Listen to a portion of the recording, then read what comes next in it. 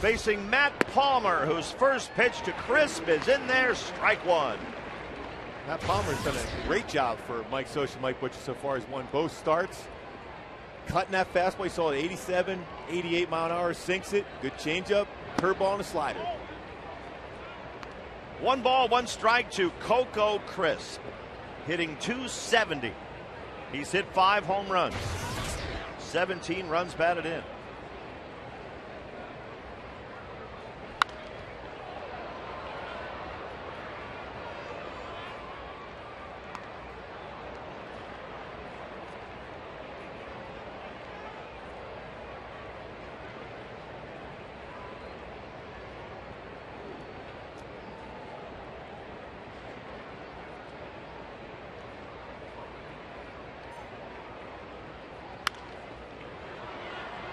One ball and 2 strikes to Coco Crisp.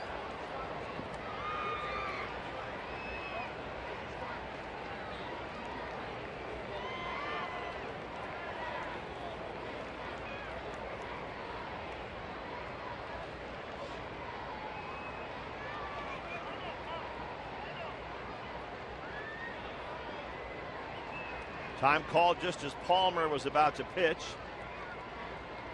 Times you're a pitcher too, when you're in the middle of a throwing a ball and all of a sudden timeout's called, then you think, boy, should I change it up? Is he trying to figure out exactly where he's setting up behind the plate? Curveball inside and low. 2 balls, 2 strikes to Crisp.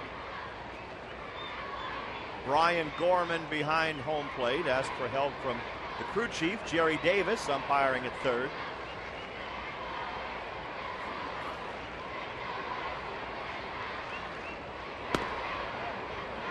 Full count to Crisp.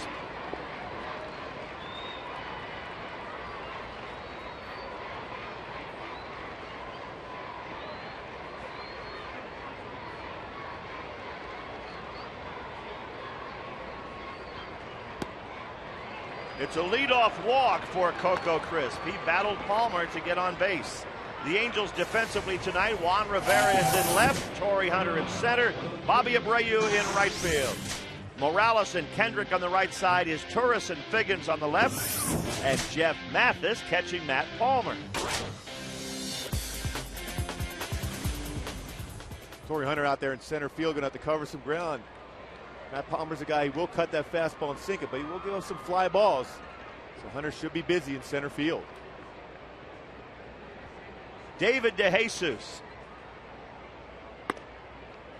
hitting .250. 3 homers, 14 runs batted in.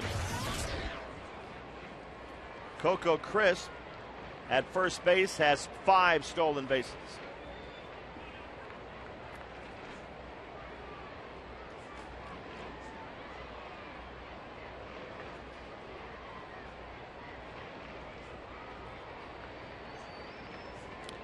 With Morales holding him on, Palmer keeps him close.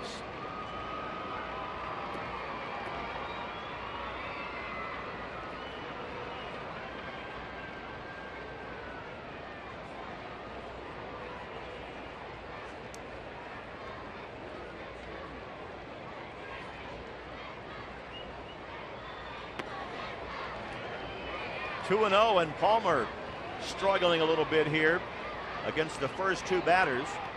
He's thrown 9 pitches, only 3 strikes, and Jeff is going out to talk to him.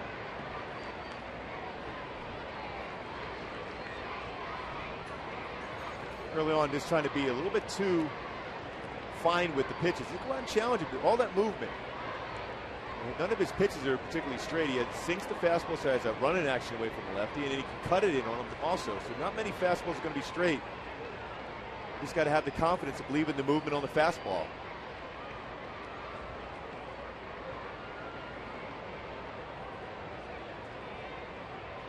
Crisp is running. Mathis throw to second base. He's in, just in with a head-first slide. Coco Crisp, stolen base number 6.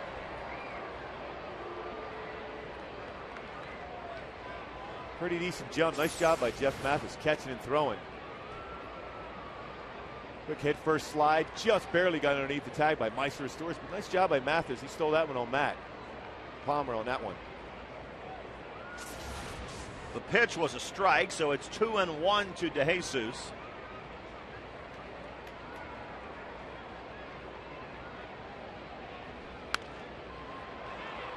Two and two. DeJesus has been a tough batter against the Angels throughout his career. Boy, he sure has. 341, 46 for 135. So he's had success against the Halos. I've always thought he was a very good player. Now moving over to left field now. Coco Chris playing center field, trying to stay healthy, trying to stay in that lineup for the Royals. And stays alive at the plate right here.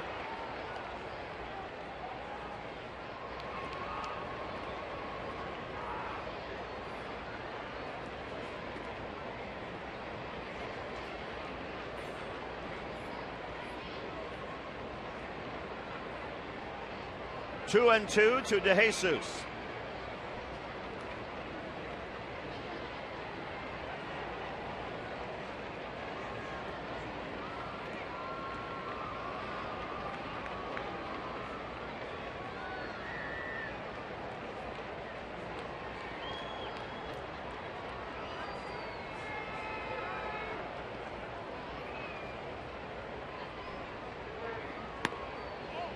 So here's another full count. And Matt Palmer throwing a lot of pitches in the first inning without getting an out yet. That has Socia a little bit concerned. If he can get DeJesus, maybe he can settle in. 3 and 2.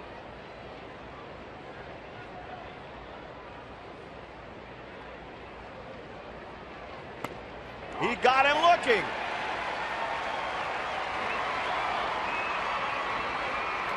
A really nice pitch there by Matt Palmer. Throws the fastball off the outside corner but cuts it back. It's a backdoor cut fastball. Gets the corner. DeJesus, no chance. As a hitter, especially a lefty on that spot, you give up on that pitch. Matt Palmer's able to cut that and get the corner. That's the first out in the inning. Now Mark Teahan settling in.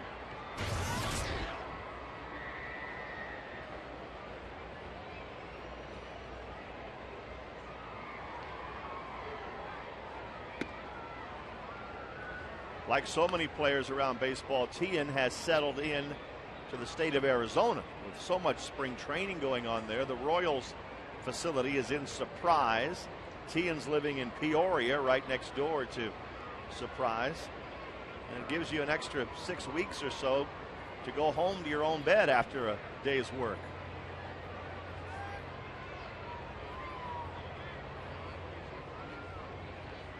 Palmer bluffing Crisp back to second base.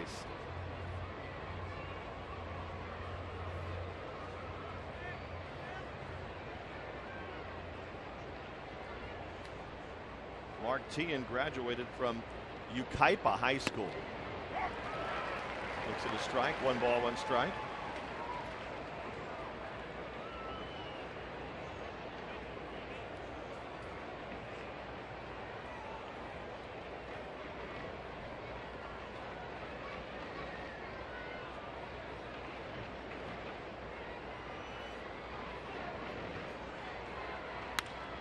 In the air into left center field, shallow, and caught by Hunter.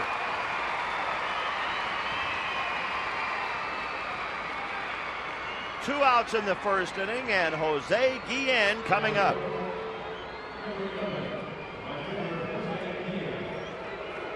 You still wonder how Jose will be received by the fans, and there are some scattered boos now, nothing too thunderous. But I will tell you this, Jose Guillen and Mike Socia shared a handshake and greetings around the batting cage earlier today. So maybe that hatchet's been buried.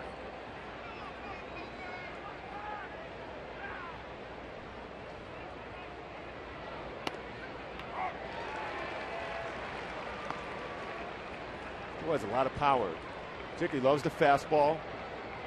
Some good numbers for the Angels there in 2004. 104 RBI, 27 home run.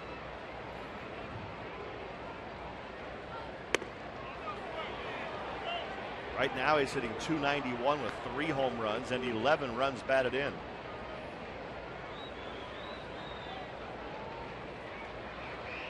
He said earlier today that the hardest thing for him about continuing his career is how much he misses his kids when he's away playing baseball.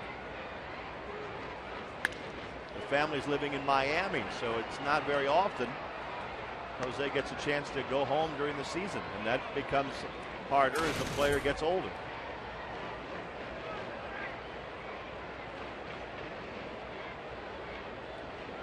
One ball and 2 strikes to Jose Guillen.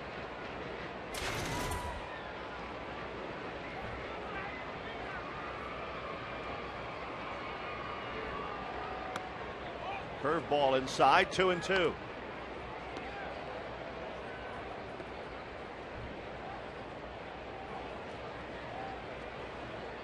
Billy Butler would be next if Guillen keeps it going for the Royals.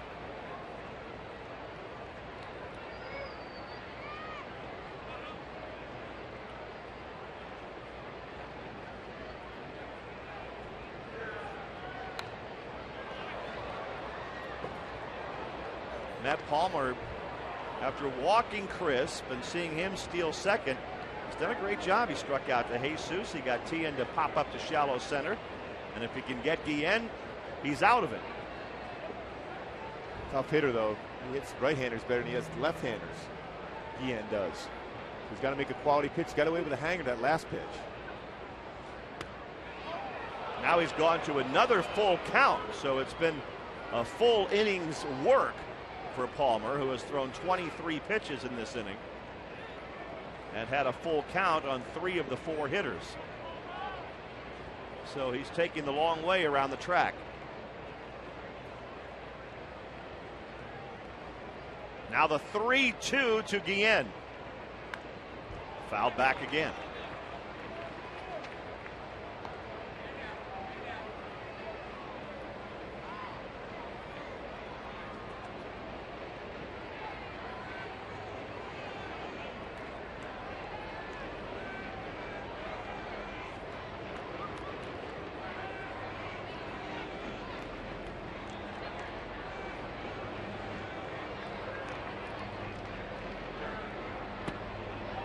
And he walks him.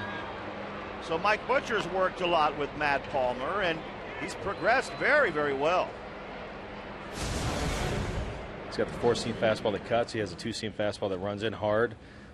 He can throw a curveball for a strike, a header behind in the count. He's got a great changeup that he really hasn't used that much right now, but that's a good pitch for him too. So, and an occasional slider. So I mean, he's just got a mix of pitches. It's really the deceptive movement that he has on the fastball. Not an overpowering guy, as Butch has gone out there to talk to him, but he has enough movement, and as Butcher mentioned, deception, that he's been successful. And that's the big thing. If you're a young pitcher at any level, bottom line is if he throws strikes in, right now Matt Palmer hasn't been consistent around his zone, but he did his first couple times out. You know, sink the fastball, cut the fastball. Doesn't have to be overpowering if you get it and hit your spots. Deception is so important.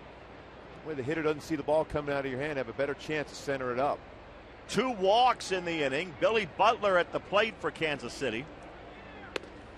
He swings and misses at the breaking ball. Butler hitting .286. 2 home runs, 12 runs batted in. And he hits the ball very well at the center, the right center. 6-game hit streak. First round draft pick by the Royals. They've always believed in his ability to hit the ball.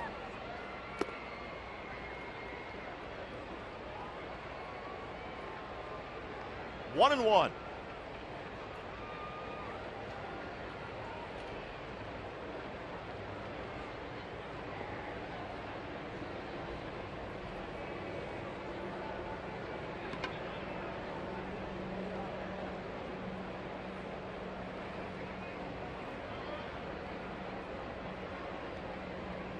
Coco Crisp at second base.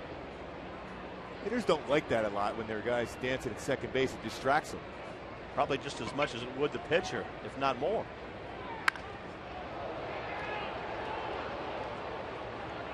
One ball, 2 strikes. And what it does is if you're a batter and the guys at second base moving all around, dancing around out there, it kind of distracts your vision. Yeah, you see you're it out trying of the to corner. Yeah, you're trying to pick the baseball coming out of the pitcher's hand. You're just picking a spot in the outfield to be able to see it. Then all of a sudden you're at a corner of your eye, you're seeing somebody moving at second base, and that little distraction could be the difference between getting hit and being out. That's why I've always asked you to sit perfectly still. And I do so for you, Rory. On the right side, Howie Kendrick throws out Butler, and Matt Palmer gets out of the first inning. No score.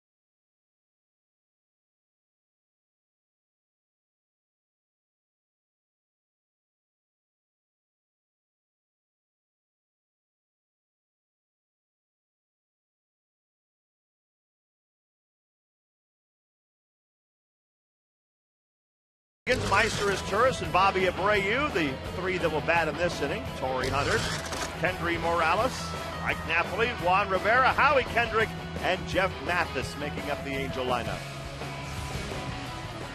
Going against a tough one in Gil Mesh. 8-2 career record against the Angels. He's got an 89 to 92 mile-an-hour fastball. We'll cut the fastball and sink it. Above average curveball, 12-6 variety, a slider, and a changeup that is very good also.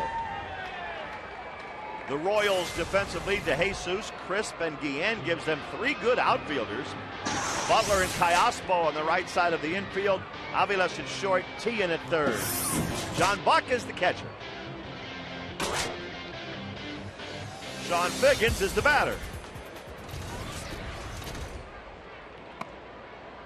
Gil Mesh, 30 years old, lives in Kansas City now. He's had 2 straight years with an ERA under 4. That might sound like a modest accomplishment, but the way the game is these days, it's pretty good. Figgins grounds it to first base, and Butler steps on the bag.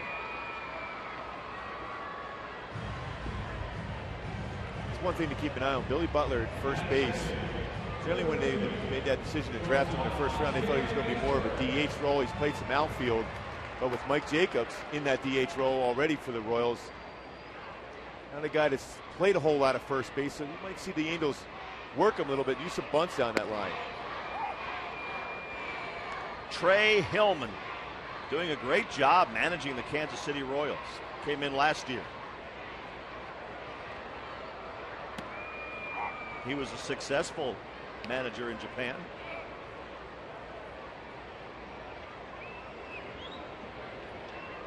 Meister is Turris up there for the Angels. 0-2.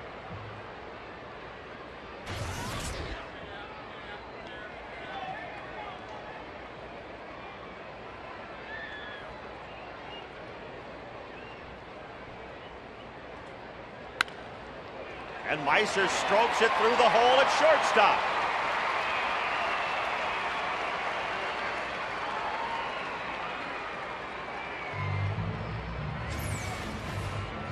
Nice piece of hitting a fastball up and out over the plate. Level swing. It's a ground ball through the hole there at shortstop. Nice job of swinging the bat there by Meister. Just out in front, the hips just a little bit out in front, but he's still able to keep the hands back in the zone and drive it into left field for a base hit. 1 out, 1 on. Bobby Abreu at the plate. Abreu hitting .330. He's driven in 12 runs. He has stolen 12 bags. And I still think the most surprising number in his line is the 0 under home runs.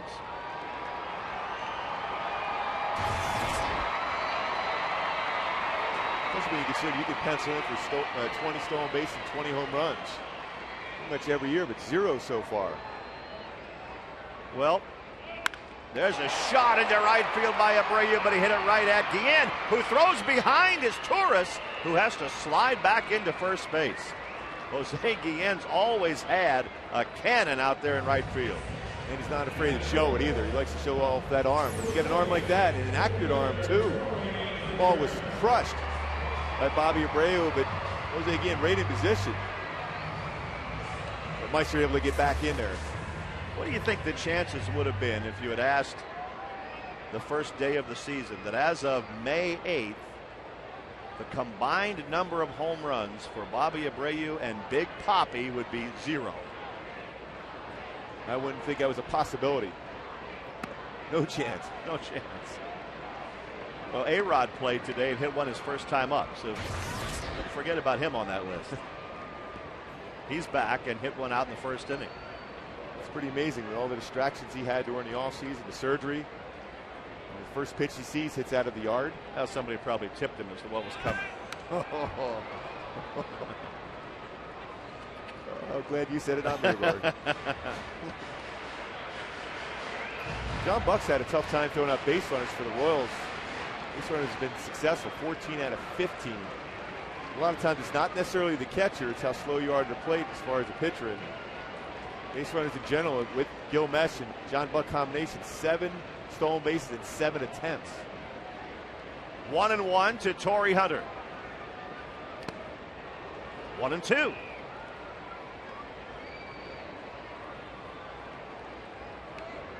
Torrey has 8 home runs. That leads the Angels. Hitting .313. He's driven in 21 runs.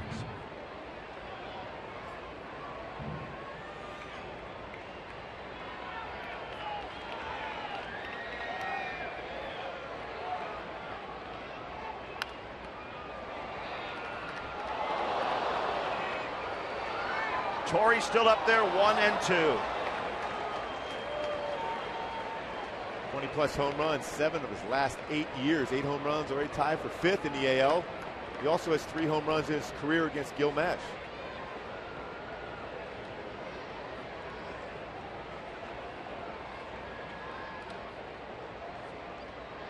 This record for the Royals right now of 18-11. This is the first time in 6 years they've been above 500 after 29 games.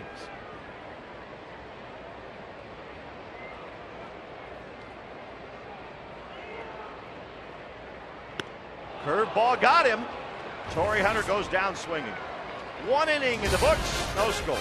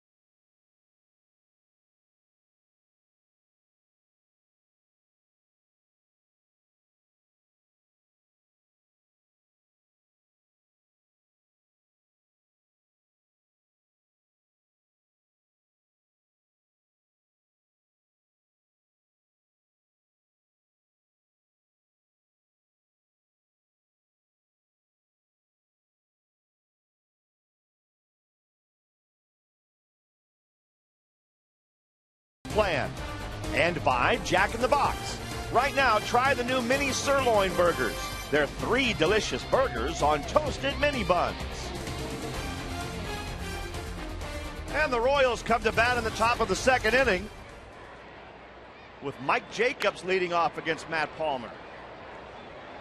Jacobs has 5 home runs. He has driven in 19 runs, hitting .255.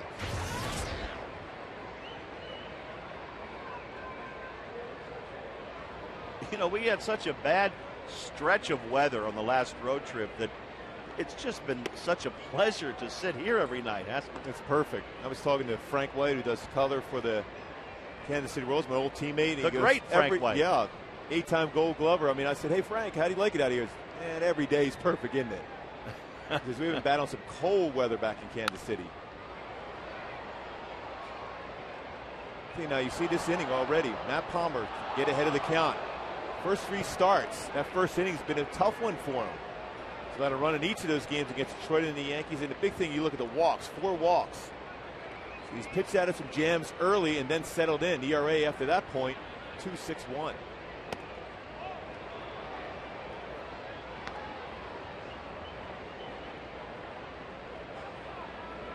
Two balls, 2 strikes to Jacobs.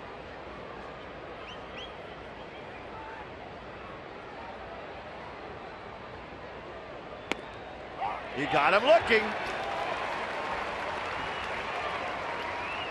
That's the 2nd called 3rd strike against a Royals hitter tonight. It's a good fastball movement. Not overpowering. He's not going to wow you with the velocity, but it's the movement on the fastball and the location. This year he led the PCL with 143 strikeouts.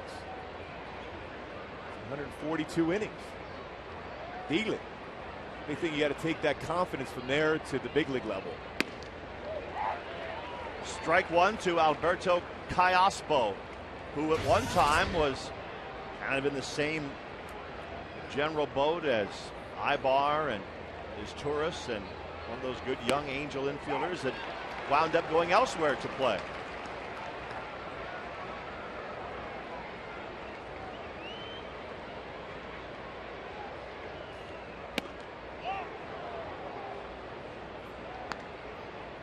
Doing a nice job with that fastball, cutting it on the outside corner, then doing the 2-seam, throwing it in at the hip of the lefty, trying to get the corner.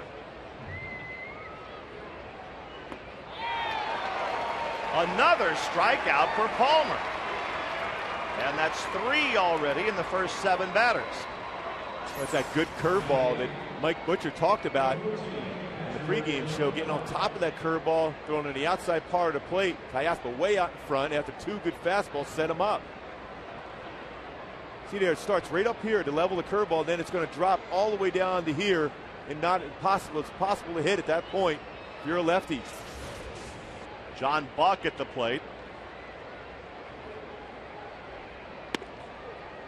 Palmer obviously inspired by the talking to you gave him as you recounted every pitch of Game 6 of the 1985 ALCS against the Blue Jays. Yeah, I think he did. I think he inspired Gubazar, Bud Black, Dan Quisenberry. And the Royals beat the Jays 5-3 on their way to the World Series. And speaking of weather, talk about how warm it is here. It was 20 for a high at the old exhibition stadium in Toronto that day, so it's nice and toasty. Yeah, well, that stadium always seemed to feel warm, didn't it? Oh, my goodness. Never was windy either. 1-2 to John Buck.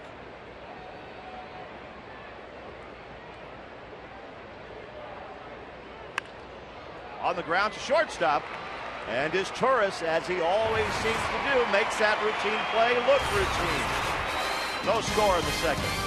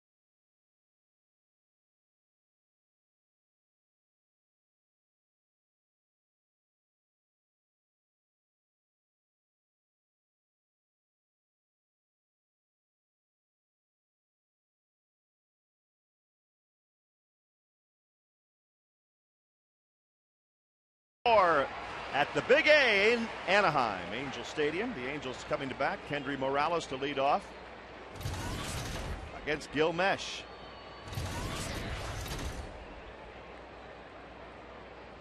I brought up 1985 a moment ago, Gooey. You guys did something very difficult to do. You came back from 3-1 down in the ALCS against Toronto and won games 6 and 7 in Canada, didn't you? Yeah, it was a tough one. I mean, it was a situation. For me, they were the best team in baseball that year. They had the best outfield. They had George Bell, Lloyd Mosby, and Jesse Barfield in their outfield. Ernie Witt catching. They had Upshaw at first base. I mean, they could hit.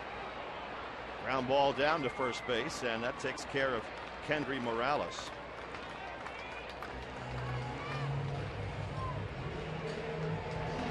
Angel fans, great seats are still available for tomorrow's game against the Royals. With the Sunday, May 10th Mother's Day game nearly sold out, take your mom out for a big night of Angels baseball the night before. You can purchase your tickets at angelsbaseball.com or the Angel Stadium ticket window. Greinke and Saunders, that's a marquee matchup tomorrow. That's about as good as it gets. Two great young pitchers, a righty and a lefty. Mike Napoli at the plate for the Angels.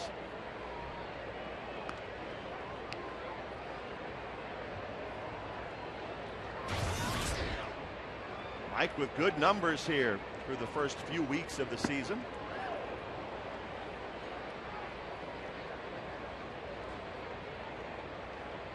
Well, the Mariners hope that Gil Mesh might be a star someday, just not for somebody else. Well, I remember talking to Bill Bavasi, who was a former GM for the Angels and the Mariners, about Gil Mesh a couple of years ago, and it was so tough a decision when it came to Gil Mesh. He was intrigued by his stuff, great fastball, curveball, slider, changeup, but it just wasn't consistent as what you would want out of a #1 type pitcher. And he didn't know if he would ever get it. Well, he certainly has put together a couple of good years in a row and is off to a good start again this year. 3-1 to Napoli. And that'll be the first walk of the night given up by Mesh.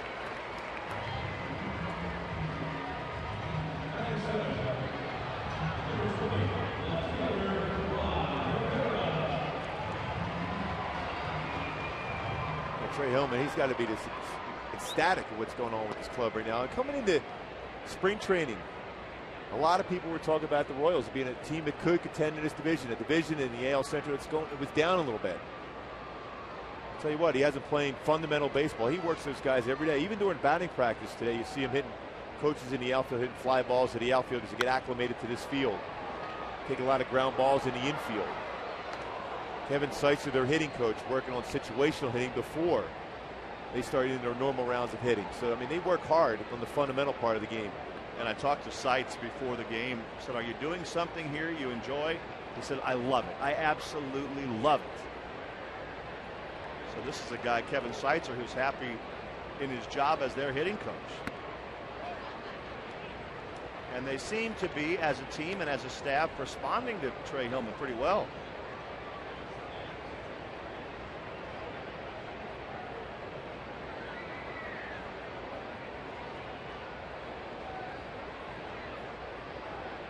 One and one to Rivera. 2 balls into strike.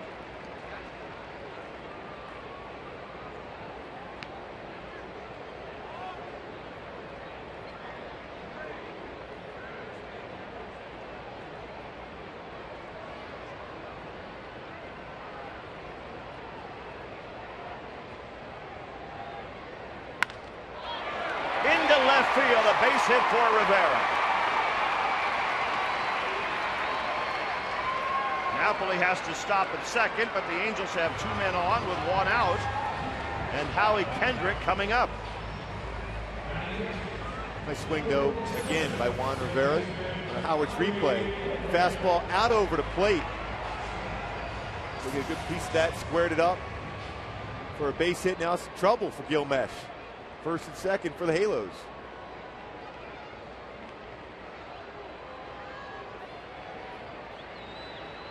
Howie Kendrick hitting .245.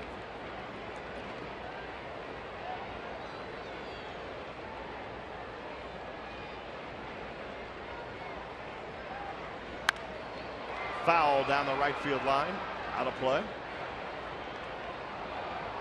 And with Howie, same thing you always want to see at him. You want to see him to hack at the fastball. Don't swing at that tough breaking pitch. And when he gets into a little bit of a slump, that's when he swings that breaking pitch out of the zone. He's got to think in lines of squaring up the fastball, hit the hanging breaking ball, otherwise let that breaking pitch, the good pitcher's pitch, let it go. Well, you sometimes talk about repeating pitches for pitchers, but it's the same thing with hitters. They get going, they get good habits, they learn what to do up there, and it almost seems like they forget the next day. You know what I mean? Exactly. I mean, when you're swinging at some tough curveball sliders out of zone, you're not going to hit those pitches or a split. 1-2 to Howie. And when you go through scouting reports, that gets around that whole clubhouse and the whole pitching staff when they talk. They say such and such guy is swinging at breaking pitches out of the strike zone. So every one of the pitchers are going to be up there throwing that pitch out of the zone. Until you let go and not swing at those pitches and then get fastballs, that's when you start squaring it up again.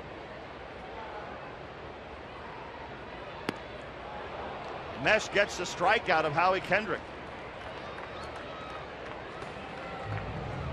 2 outs in the Angels' second, and Jeff Mathis coming to the plate. And that was a fastball in the inside part of the plate. Howie was looking out over the plate. Well located by Gil Mesh. I mean, there's nothing you could do there. Set him up perfectly after a couple curveballs, fastball in, and Howie was late on that swing.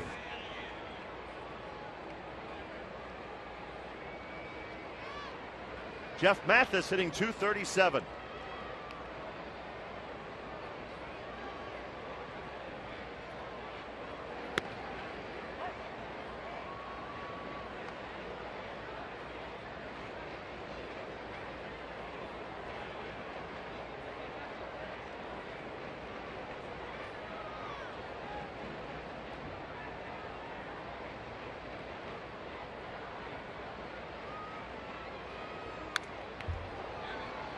Mesh jumps ahead of Jeff, 0-2. A lot of people around baseball question the Royals' thought process when they signed Gil Mesh for that 5-year, $50 million deal. But his 2 years with the Royals, he's given him 216 innings pitched. And the following year, 210. So he's given him innings.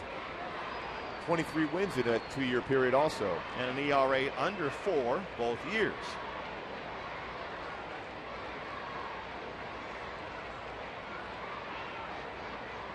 Curveball lined into left field by Jeff Mathis. That'll put the Angels on the scoreboard as Napoli scores 1-0 in the second inning.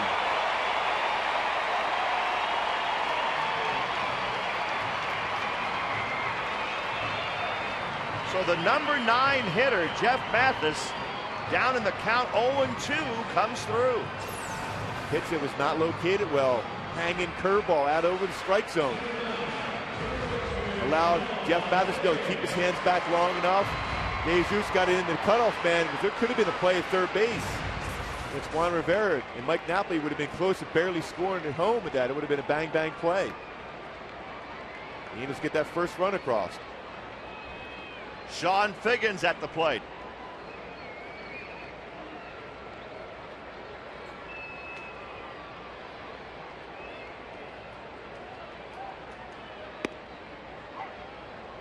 Strike one to Figgy, who grounded out his first time up.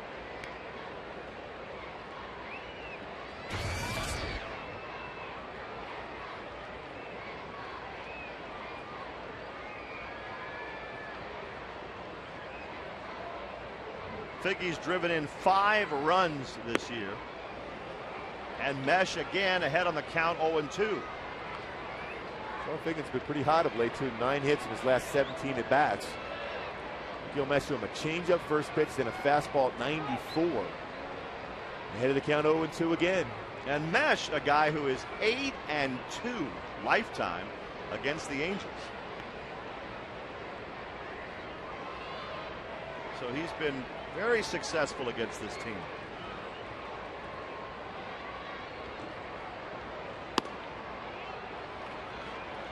Close pitch there, but Figgy stays alive, 1-2. So he went with changeup, fastball, then an elevated fastball.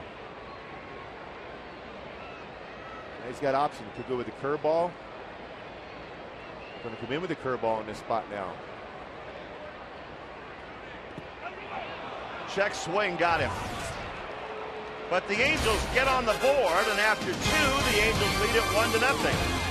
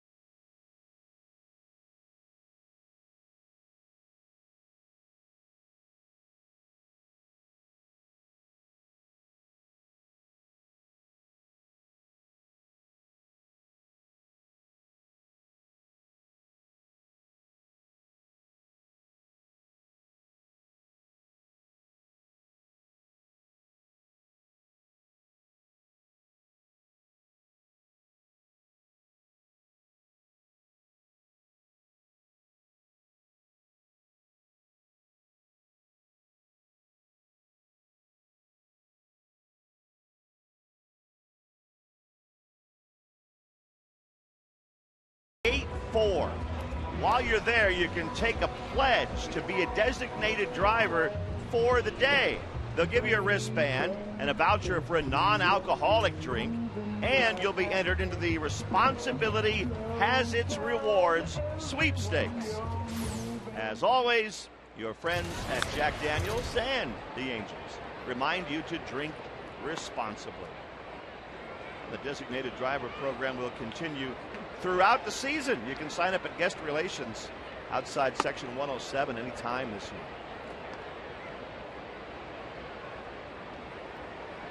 Mike Aviles, the batter for the Royals, leading off the top of the 3rd inning.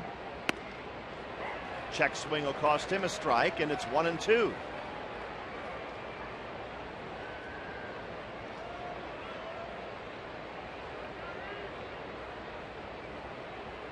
Matt Palmer with a 1-run lead to work with now. Misses low and outside with the breaking ball. Some bad hacks against Matt Palmer, too. Because you see that fastball or sinker, cutter, and even the curveball and the slider. It's not overpowering. You think, all right, I can get out there and get this fastball. Then all of a sudden that cut action or sink action gets some bad swings against him. And he strikes out. Palmer's off to a great start. And again, that's another one of his bad swings.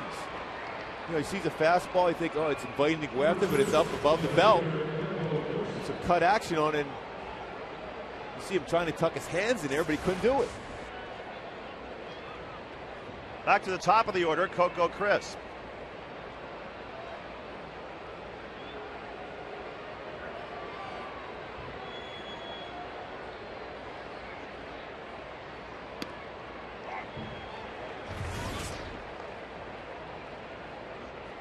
Now it's time for the Firestone leaderboard. Walks. Jason Bay at the top, Marco Scudero. It's a little surprising, huh? Coco Crisp is up there. Part of that mentality up there with the Red Sox as far as working counts. Came over from the Red Sox this offseason. One of the key moves that the Royals made. You don't see a lot of big power hitters on that list. It's mostly guys like Coco or even Figgy that have been walking a lot this year.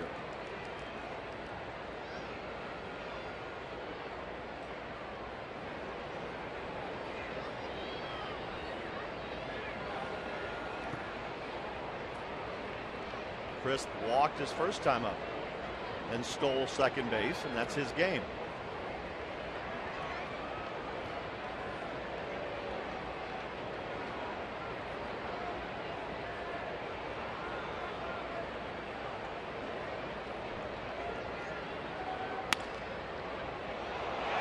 Figge couldn't quite come up with that one cleanly.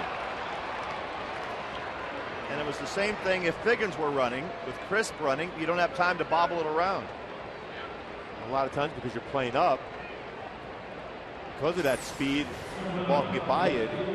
Off the end of the bat, hit well, but it forces you to go in and rush your throw, and you got to look it in the glove first before you do that to make the throw. But that was a situation where Sean Figgins stumbled just a little bit, and that was it. Coco Crisp too fast. It's ruled an error on Figge.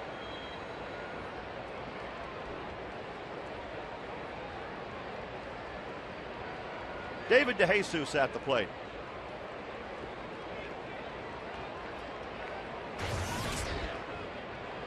One out, one on.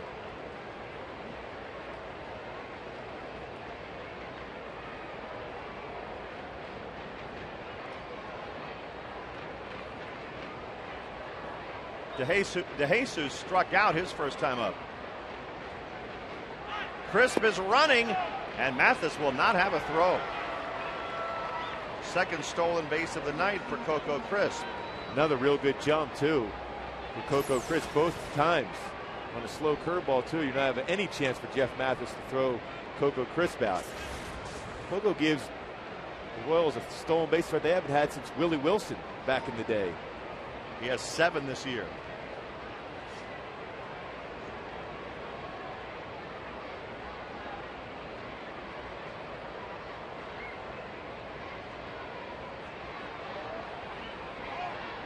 And Coco has a pretty good lead out there at second base now. Probably wouldn't mind trying to steal third base. Especially one out in this situation, try to get to third base. Matt Palmer's got the various look. Time look back once, next time 2. Verrier looks back to second base. That's the best way to stop a guy from trying to get a big lead against you. You mentioned sometimes that's distracting to the hitter, but was it distracting to you as a pitcher? Not really. No? No. I mean, I was going to try to. I didn't necessarily have to think about turn around and spin and pick off all the time. I would just look back once, next time look back 4 times, then 2. That's the only way. If you can stop a runner, keep him flat-footed, that's the best way to stop a running game. Now he turns and bluffs him back.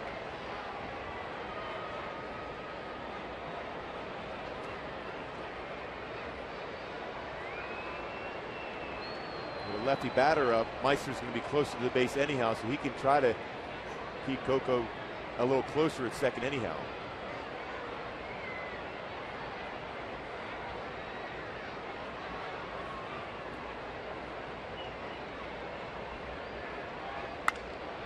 In the air to left field. And Juan Rivera plays that fading line drive pretty well. Oh, carried pretty good. Juan was playing shallow. He got a snow cone on that one at the end of the glove. It was kind of curving away from him. When he reached up at the very end, see a little snow cone action. He looked behind. And sometimes you see a goalie do when a slap shot comes by him and thinks he got in the net. And then sees now, just hit the pipe. It's okay. I said, no problem. I had it all the way. Close the eyes. Look back. All a day's work to catch a fly ball. But he was playing shallow. That ball carried pretty good for DeJesus. The important thing is he caught it. 2 outs. And Mark Teahan at the plate for Kansas City.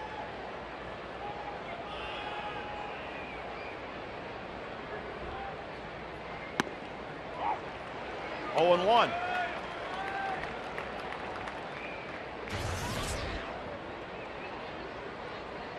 One nothing Angels in the third.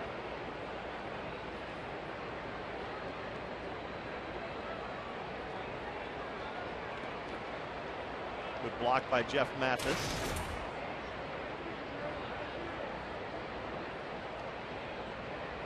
Mathis and Napoli just equally adept at keeping that ball in front of them. They're out there in that spring training, 8:30 in the morning, just doing that same thing. Moving your body, blocking pitches. Mike Scioscia loves to do that. He probably figures he's going to get back for all the time he had to do that as a catcher. All these years he played in the major leagues. 1-2 the count to Tian.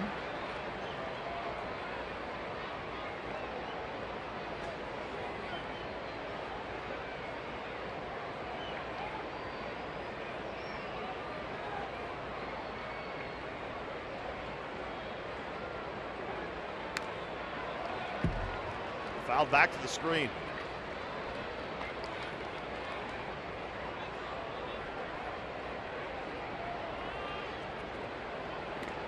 Palmer left Crisp stranded at second base in the first inning and trying to do it again here in the third.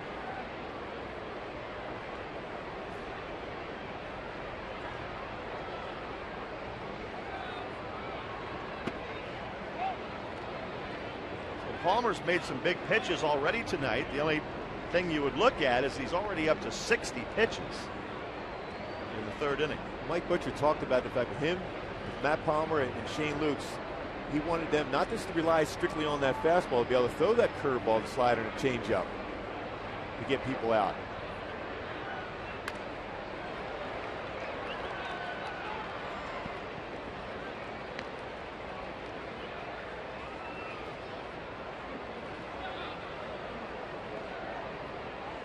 Jose Guillen hopeful of an at-bat here as he waits in the on-deck circle. 2-2 to Mark Tian.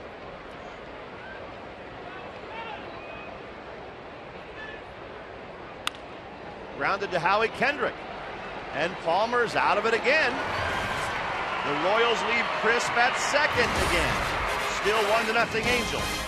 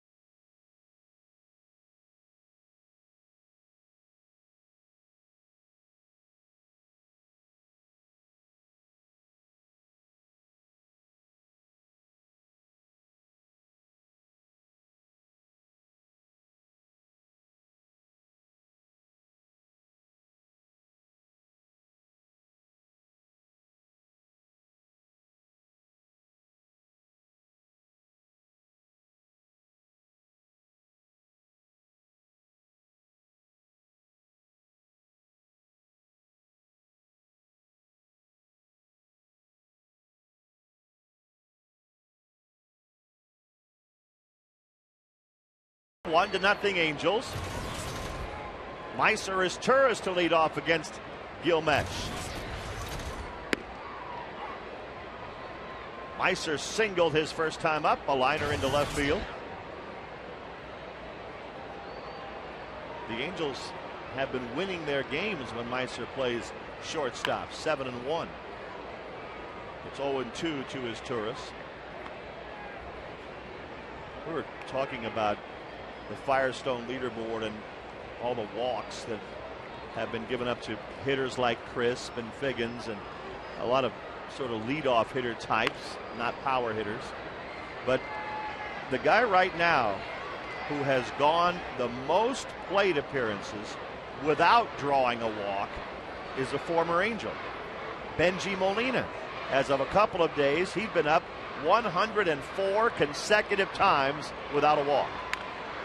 There's a ground ball foul by his Turris. Benji was always a very good clutch hitter with the Angels.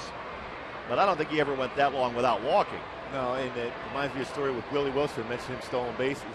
He's a guy who didn't walk either, and he said if God wanted me to walk, he would have made me a mailman. So that's why he was up there hacking. So I guess Benji's going that same philosophy. 1-2 to Meiser's Turris.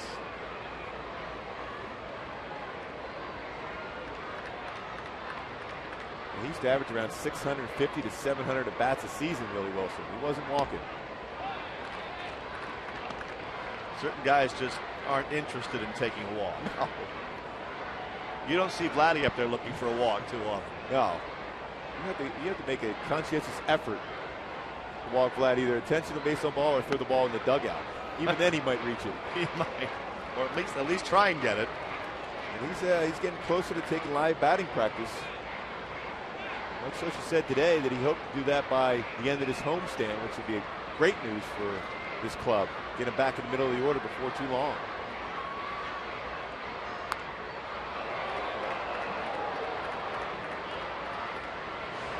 Still a full count to Meiser, 3-2, leading off the bottom of the third inning.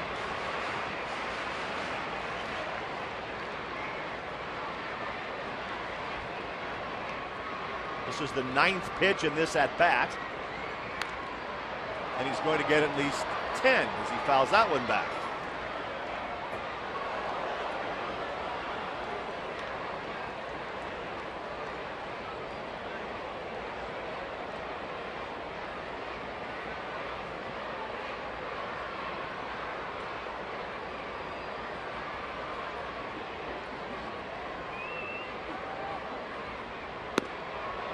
Finally, Mesh strikes out his Turris.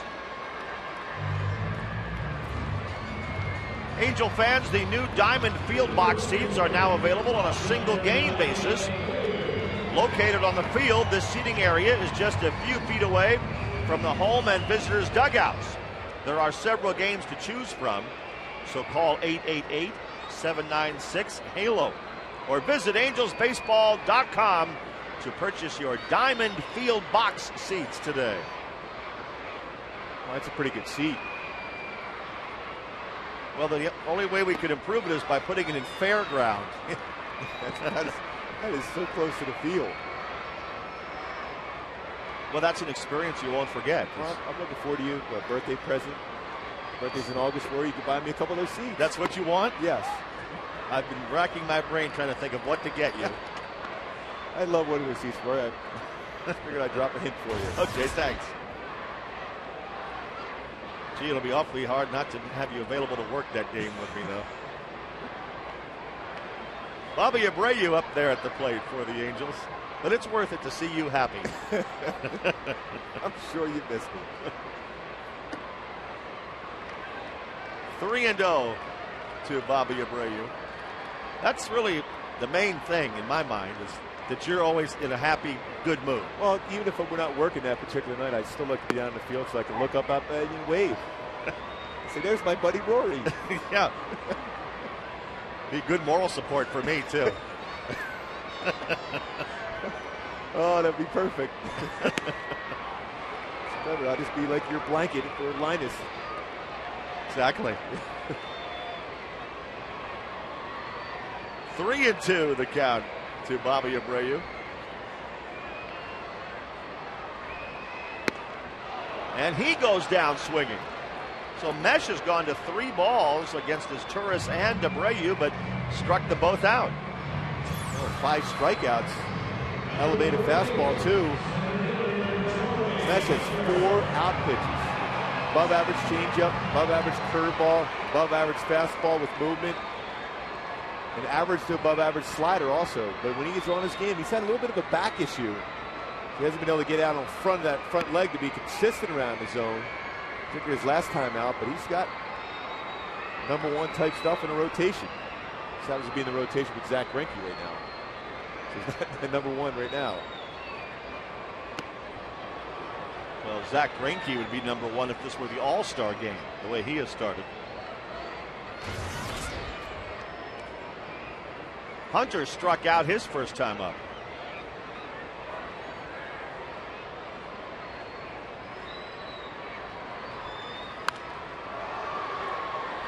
2 strikes on Torrey.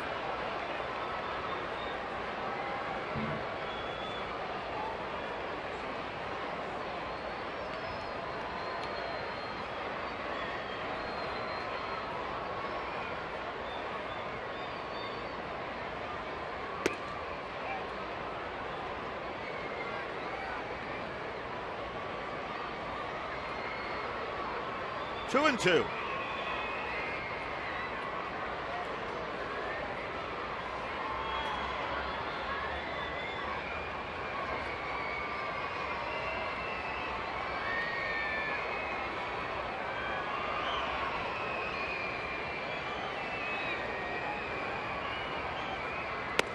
Curveball, close. Texas won their ball game today, 6-0 over the White Sox, so the Rangers continue to lead the AL West. The Angels started the night a game and a half behind the Rangers. And a base hit into right field for Torrey Hunter. If the Angels win this game tonight, they'll get back to 500. They started the night 13 and 14, so Mike Scioscia has just kind of held it together for 27 games. And now they have a chance to maybe take off a little bit. Be a pretty impressive mark. Well, they're just a couple games back with this game in progress right now for the Angels, so if they win, it'll be a game and a half. When you think about the injuries and everything they've gone through, the tragedy of Nick Adenhart, Vlad, their number 4 hitter, not available for quite some time now. But with Lackey, Santana getting closer and closer to coming back. Kelvin Escobar had a solid bullpen. He's getting closer. Maybe come into that bullpen role, and Vlad getting closer.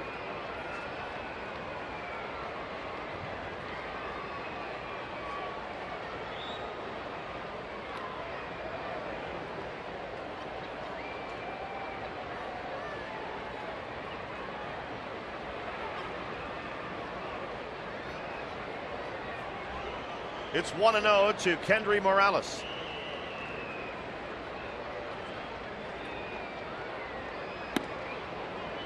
Two balls, no strikes.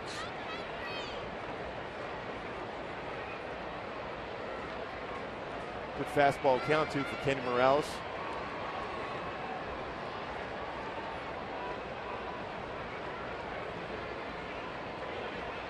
And with the fastball on the outside part of the plate. The 25th pitch of this inning for Gilmesh. He has a couple of strikeouts. He's working hard out there. Struck out 2 this inning. The Angels trying to get Torrey Hunter around from first base. Royals, especially Gilmesh, has had a tough time as far as slowing down the running game.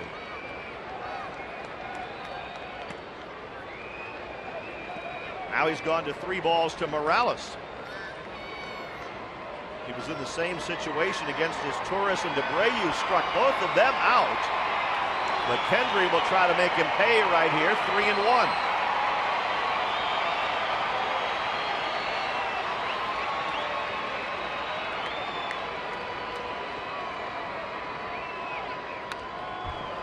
Full count. Again, another full count for Gilmesh in this 3rd inning. If Kendry keeps it going, Mike Napoli would be next.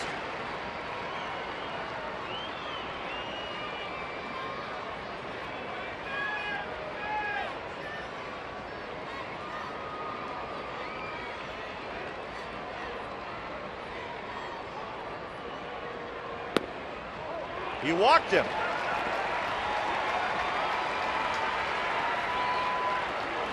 So Mike Napoli coming to the plate. 2 out, 2 on. Napoli, our Marines.com leader of the game.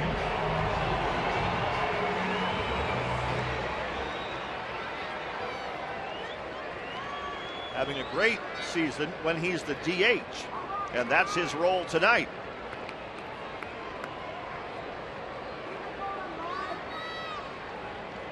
Napoli walked and scored the only run of the game last time up.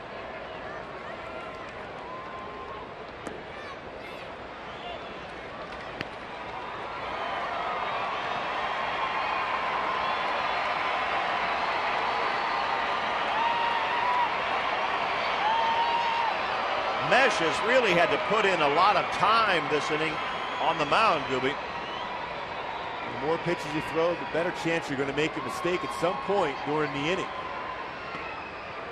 Now he's behind on Napoli, 2-0. Napoli's been making pitchers pay for mistakes. That is outstanding power the other way. Centered the baseball up, drives to the right center field. That's his power stroke, too. When he hits the ball hard, the right center field, he's in one of those prolonged hitting streaks, which is showing a lot of power. Mesh has thrown 30 pitches already this inning.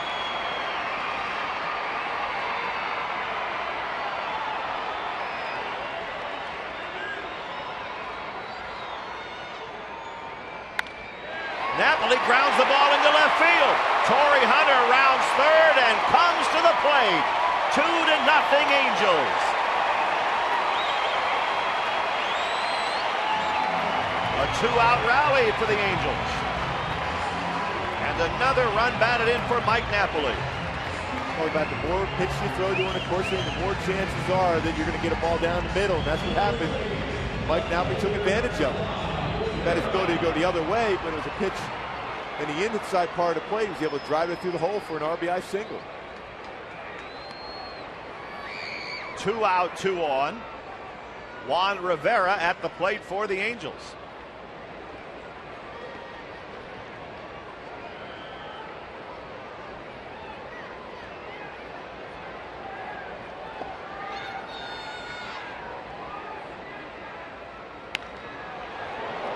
Juan hits that one foul. Hit it pretty hard, but pulled it well foul.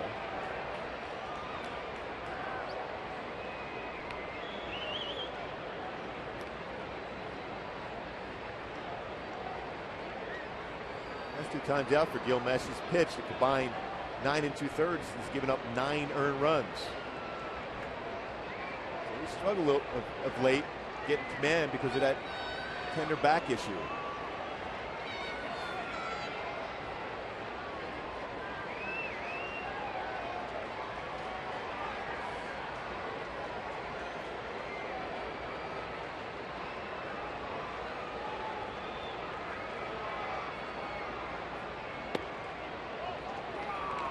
One and one to Rivera. When you're having an inning like this, Gooby, it must feel like you're out there forever, huh? It does. It's a bad feeling. And at certain points, you just hope, okay, I'm just going to throw a ball down the middle and hope he hits it to somebody, because I don't really have a pitch to get you out right now. So I've shown every single pitch in my arsenal to those guys, not only at the plate, but in the on-deck circle and in that dugout.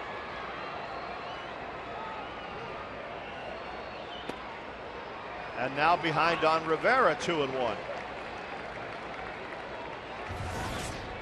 It wasn't so tough for Mesh in the first 2 innings, but boy, he has been out there a long time here in the third. You got to take advantage of it with the Angels right now. Got a good quality pitcher on the ropes, command issues. Take advantage of it. And there's a liner into left field, but he hit it right at David DeJesus. So the Angels settle for 1 run. They lead it 2-0 after 3.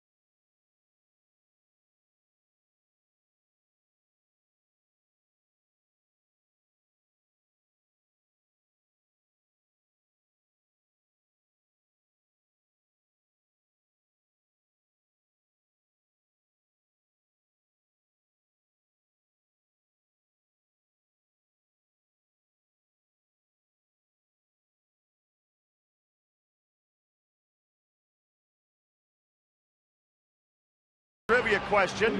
The 1985 Royals are one of 5 teams to win a best-of-7 World Series after trailing 3-1. Who were the other 4? Check in with the answer to that one in the bottom half of the inning. I'm sure the Red Sox were one of those teams. Jose Guillen, the batter for the Royals, leading off the 4th inning. He hits the first pitch in the air to right field. That sends Abreu back. And Abreu says, let me catch that just the same way Tim Salmon used to make this play in right field. And so Salmon says, let me go up and do some broadcasting now that I'm not out there anymore. That's right. Good and to I hope see you, man. You know, I had a nice long inning on the radio side, so when we were hitting, and I'm hoping this is a nice short inning here. What do you want, about 5 pitches now, yeah, right? yeah. That's like one of those routine plays you made out in right field. Yeah, that's routine, yeah. Yep. Can of corn. That's right. 1 out and Billy Butler at the plate. Now, didn't you used to dig yourself a little divot or something at this? You could get a good running start. Yeah, Barney loved me out there because it just, I was always moving, and I had the spikes on and jumping on every ball, and I'd tear up the grass and had a little brown spot out there. And, they'd have to go out there and repatch it, and, he always gave me a hard time about it. But I said, hey, I'm not standing there, killing the grass. It's because I'm trying to get a good jump for my pitchers, So, that was our kind of thing. So I asked him today, I said, hey, is there any brown spots out there? There hasn't been since I've left. That one will drop in for a hit for Butler. Yeah, you could go all night without ever having the ball hit to you, and it looked like there'd been a rodeo out there. Yeah, that's right. I was always running and, making sure I got the gap covered for Ersty in case something ever happened. But, no, yeah, I miss those days. But I tell you, the wear and tear on the knees, I feel it nowadays. So, it's part of playing the game, I guess. Now, when you go through scouting reports with your pitchers on the hill, did you have certain guys you knew you were going to be more active than others? Oh, totally. I mean, yeah, you knew. The pitcher, yeah, and also offenses. I mean, you knew certain teams. I mean, boy, they're going to wear you out. I mean, so there were certain pitchers that you just knew that, man, this ball is coming to me, and that's the great thing about the scouting reports and playing the game like we do up here because you got a good book on everybody. Mike Jacobs flies out to Torrey Hunter. By the way, so far so good. You're having a quick inning right here. I know, but you haven't even talked about why I'm here. That's irrelevant. Not to the person back up there. You just happened to wander in, or just happened to wander in. You know what? I had a convenient excuse. They got an event going out here in the parking lot tomorrow. Spider, BRP Can-Am, they make the quads and things like that. They got the Spider Roadster. It's a little tricked out three-wheeled motorcycle, and kind of run around the track here during the game. But they're doing a big event. All the fans can come out, sign a waiver, take it for a test ride around a little course they're making out there, and I will be out there signing autographs. Are you going to be riding? I've already ridden it. Yeah, it's awesome. It's it's like you ever been on a Sea-Doo, right? No. You haven't been on a Sea-Doo? No, he doesn't do much. You got to take up retirement. But no, it's a Sea-Doo, but it's on wheels, and it's awesome. You can ride the streets, no license required. Sorry, Tim, the inning's over. I know. It's like a Sea-Doo, and it's so fast. You can stay a little while. We'll talk some more. Can I stay again? Yeah, absolutely. Okay, Yeah. All right.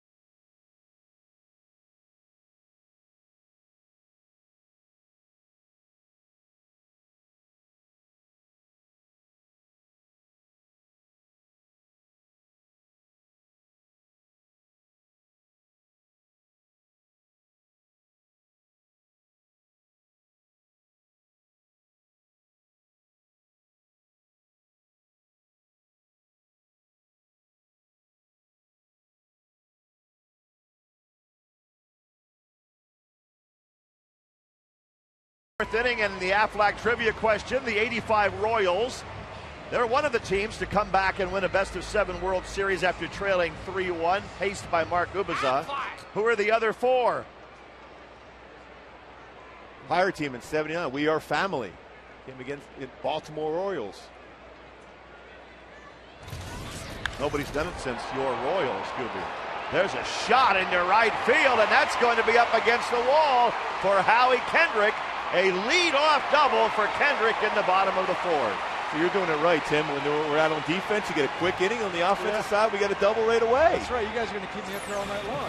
We're going to call you the Leprechaun, the Lucky Charm. Not going to let me go home. No. Great swing by Howie Kendrick on that fastball. Once again, explain that as a hitter. And the guy, when he swings the breaking pitches out of the zone, he has a tough time. You always want to hit the fastball. How do you stop yourself as a hitter for going after a pitcher's pitch, a breaking ball out of the zone? Well, in Howie's defense, I'll say this. He likes the ball out of the plate because he likes to drive it up the middle that way. He covers it. And sometimes what happens, that slider comes out on the outer half, and it looks like that fastball. And, so you're looking for it. It looks like a fastball. Then you get there, And I would do that a lot when I was young. I didn't recognize that slider early enough, and I'd check my swing or swing at it. And I see the same thing with Howie. He's going to get to the point where, he'll recognize, that pitch a little bit sooner on that outside. I mean, he probably recognizes it better than I would right now. I mean, he's such a good hitter. But, hopefully what will come around is the fact he's got a great approach, middle of the other side, and he'll start looking for those hanging sliders, and he'll naturally pull those ones. And that's just going to come with time and, getting a book on each pitcher, starting to see how they work them and throw them, and it'll come. Yeah, that's one thing as a pitcher. If you had a guy that looked out over the plate or could go inside out and go the other way, they were the most difficult guys to be able to get out. Because then if you throw that breaking pitch on the outside, you can still go that way. And the great thing about that approach is, he keeps his hands inside. So you get to 2 strikes and they come, I'm going to bust him inside. Well, he's the kind of guy that will fight that off, get the hands in, he flares it.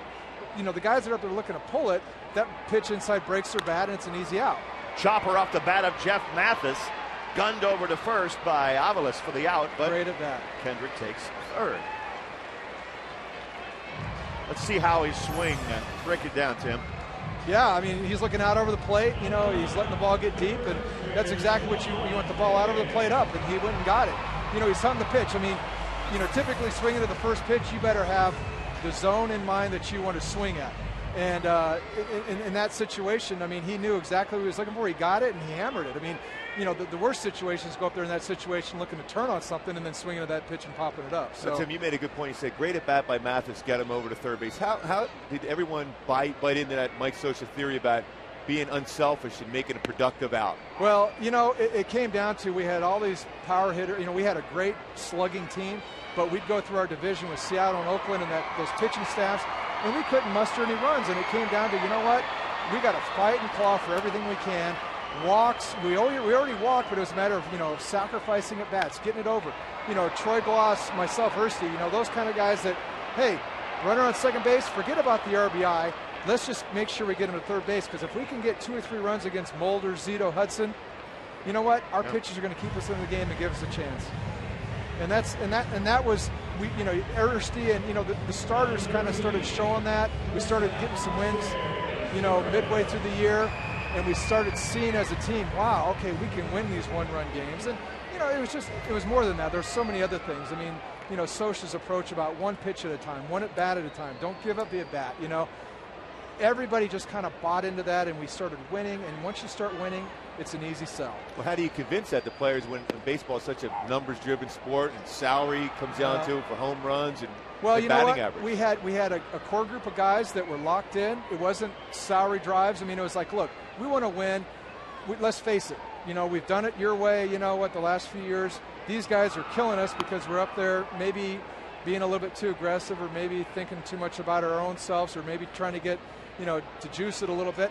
Hey, let's just start, playing little ball at the right times, in the right situations, but hey, we all still had great years. We all still had great numbers offensively, and, we were able to get the job done. Thanks for coming by, Tim. You look great.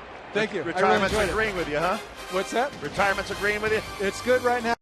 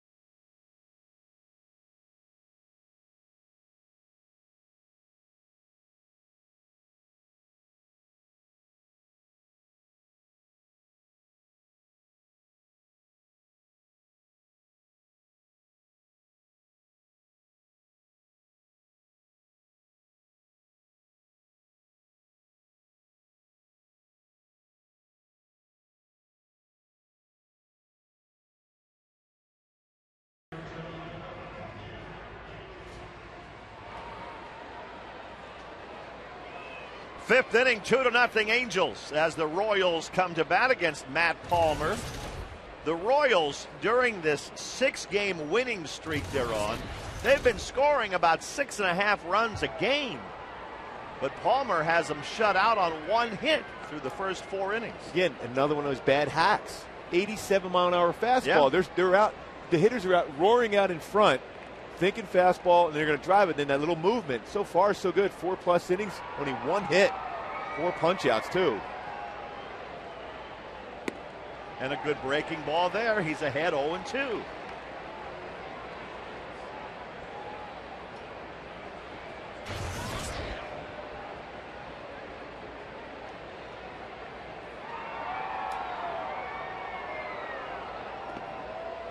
You know, right there at the end, Tim Salmon said, well, I'm enjoying it, but maybe someday, you know, he's not entirely sure he wouldn't like to coach or maybe be a roving instructor or something like that somewhere along the line. We're talking about one of the greatest guys you'll see in the game of baseball, and he's a gentleman. He knows the game, speaks well. Another strikeout for Palmer, another called third strike. Well, we might as well make Matt Palmer the subject of our Alexis Pursuing Perfection. And he has that perfect fastball going, painting on the outside part of the plate, cutting that corner, and then the yellow hammer curveball for the strikeout, then some cheese inside once again. That is our Alexis Pursuing Perfection. What kind of a curveball was that? Yellow hammer. Oh, yeah. That's that 12-6 variety. That's known as the yellow hammer curveball. The knee buckler. There's so many names for a good curveball. He has the strikeout pitch going, that's for sure. 5, which is a career high for him. And he's ahead of Mike Avalos. 1-2.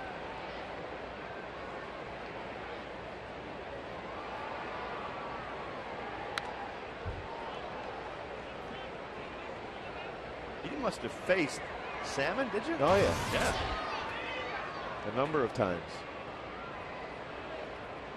And I'm sure, by that question, I'm sure he must have had some success against me. No, I honestly didn't know. But I admit that normally, if you were like 9 for 9, I would have brought it up already. Yeah, I'm sure you would have. Tim was one of those guys when you came up to play, I said, he's gigantic. He looked like he'd be a football player. There's room for Mathis to handle that one. 2 outs in the 5th.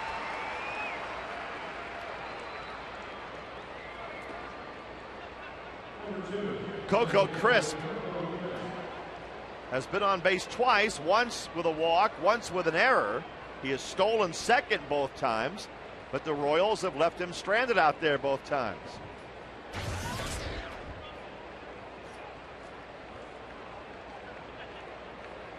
The Royals, during this 6-game winning streak as a team, are hitting .317. But as Figgins makes the play tonight, only 1 hit for Kansas City, now through the first 5.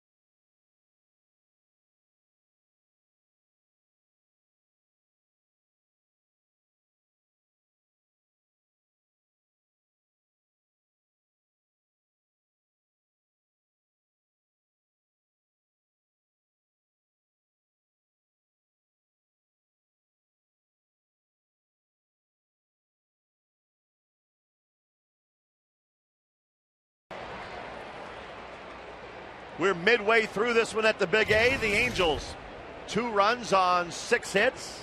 The Royals, no runs, 1 hit. And Bobby Abreu leading off the bottom of the 5th for the Angels. 0 for 2 tonight.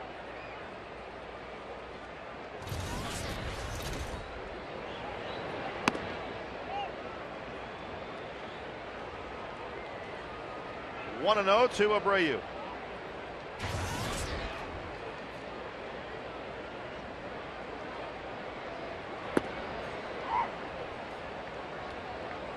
Mesh threw so many pitches last inning, he could use a little bit of an easy inning here if he can somehow get it and try to keep the Royals in the ballgame.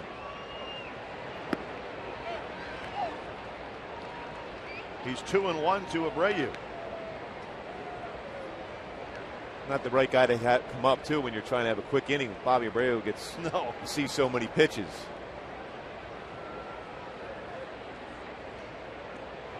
Mesh threw 35 pitches last inning, or in the 3rd inning rather. But he's already up over 80. This will be number 84, and that's in 4+. Abreu fouls it away, third base side, and back into the seats.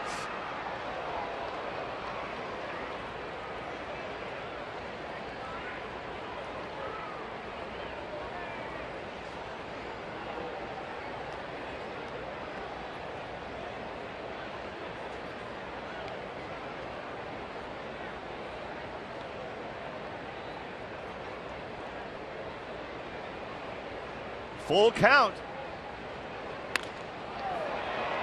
Scooped at first base by Butler on a short hop. He takes it to the bag.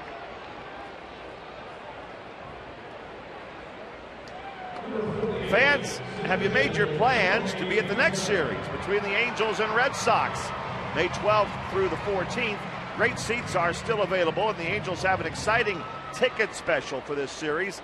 Fans can purchase 3 tickets and get 1 free in select seating areas when using the password Angels at the Angel Stadium ticket window or angelsbaseball.com.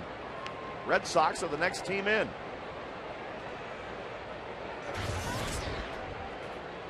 Starting Tuesday, they'll be here. And that one popped up by Torrey Hunter. It was interesting for a minute, but they made the play. Kai Aspo took it. That's a play where center fielder is a much easier play. And Kai Aspo going back. And infielder going back, more difficult. Center fielder or an outfielder coming in. He's called off. Coco Crisp, the quarterback of the outfield defense, the center fielder, you can call him off at any time. Much easier play for an outfielder.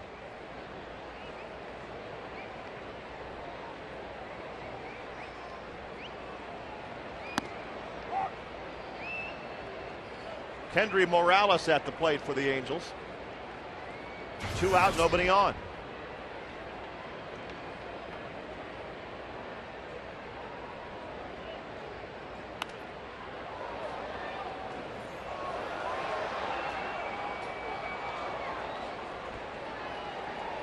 No balls, 2 strikes to Kendry Morales.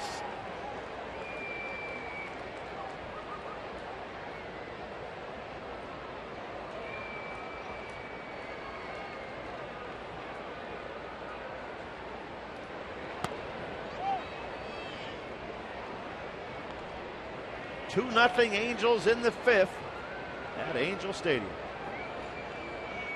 Another great crowd waiting for Big Bang Friday fireworks after this game. Can't wait either, Rory. I'm already excited. Oh, I know. You should just see your face. It lights up like you're enjoying it so much when those fireworks start. Like a little child. Almost childlike, yes.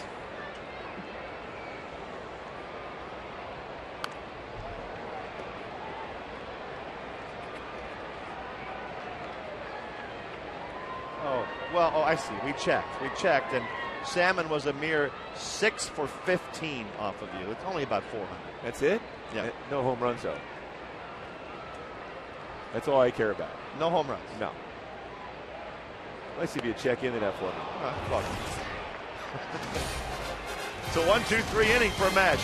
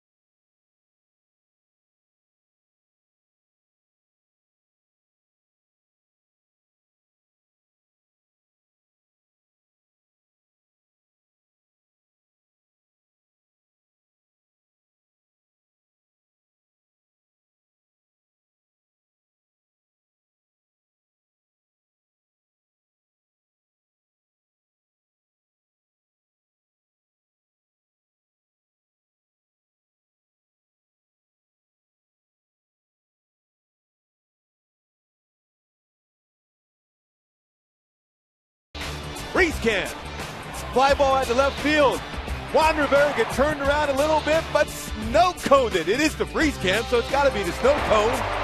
Good play by Juan Rivera. Coors Light breeze can brought to you by Frost Brewed Coors Light. Now back to you, Rory. Thank you, Gooby. Was there a sponsor on that? Yes, Coors Light. I see.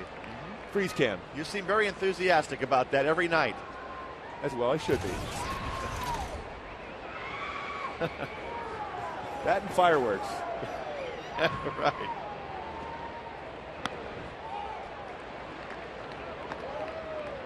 David DeJesus at the plate.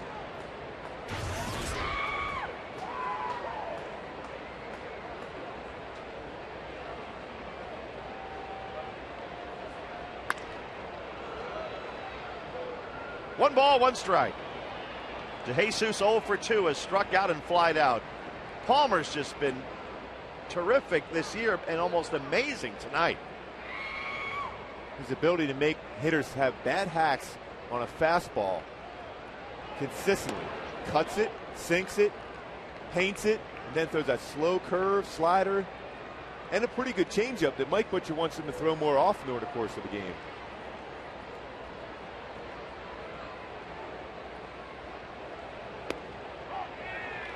The guy next to Mike Butcher there, Jared Weaver. What a job he did last night. And the job Matt Palmer's doing tonight. The bullpen's rested.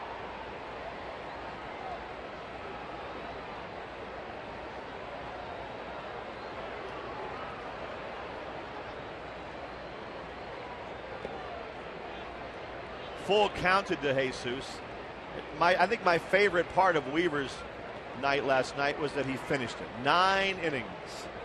I was joking to him as he's running out the stretch today. He goes, that's CG number 1. I don't have to talk about that anymore. Now I can roll from there. A leadoff walk to David DeJesus. The Jaguar performer of last night's game, obviously, Jared Weaver. Complete game number 1 in his career. Check out the new R Performance vehicles at your local Jaguar dealer or on JaguarUSA.com.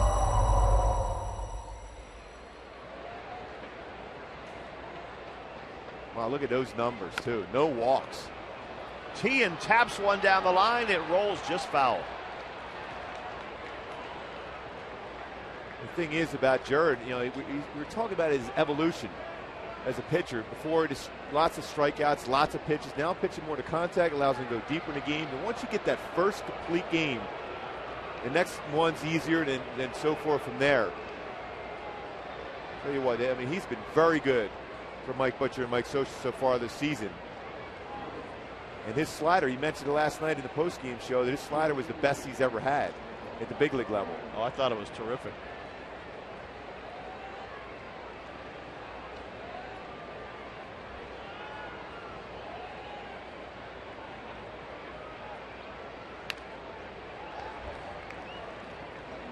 Darren Oliver is warming up in the Angel bullpen. Palmer, we've been talking about how well he's doing. He has thrown 86 pitches. So Mike Scioscia's getting the veteran Oliver ready. And more than likely, with the pitch count that high to here, and this is the start of the sixth inning, more than likely he'll get, if he gets through the sixth, he'll hand it over to the bullpen.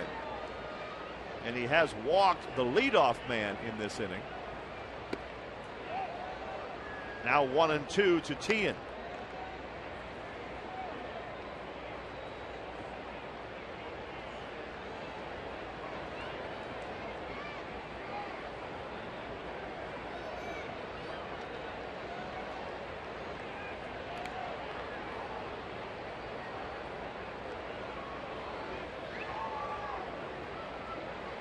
One ball, two strikes.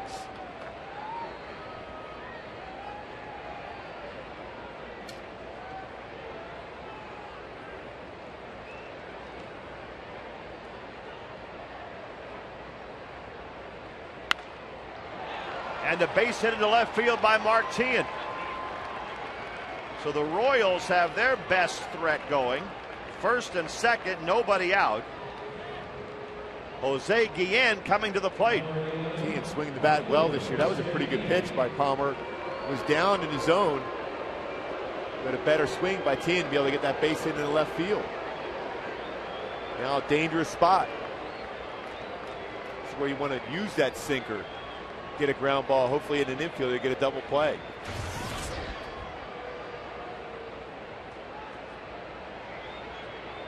Guillen does have a walk tonight.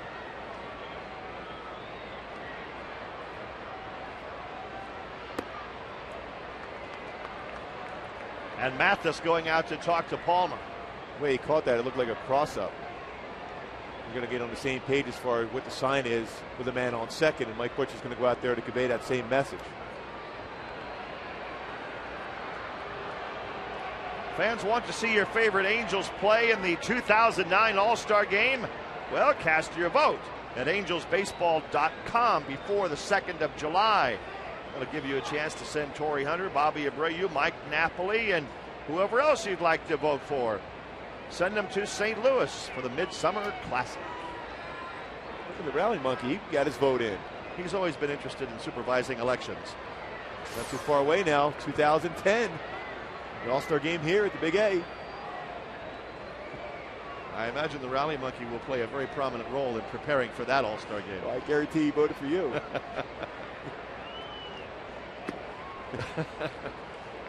2-0 to Jose Guillen. He is with Guillen. Missed 13 games with a partially torn right hip flexor tendon. So if he gets a ground ball, chances are he's not going to be running as good as he normally would do, and you get a double play.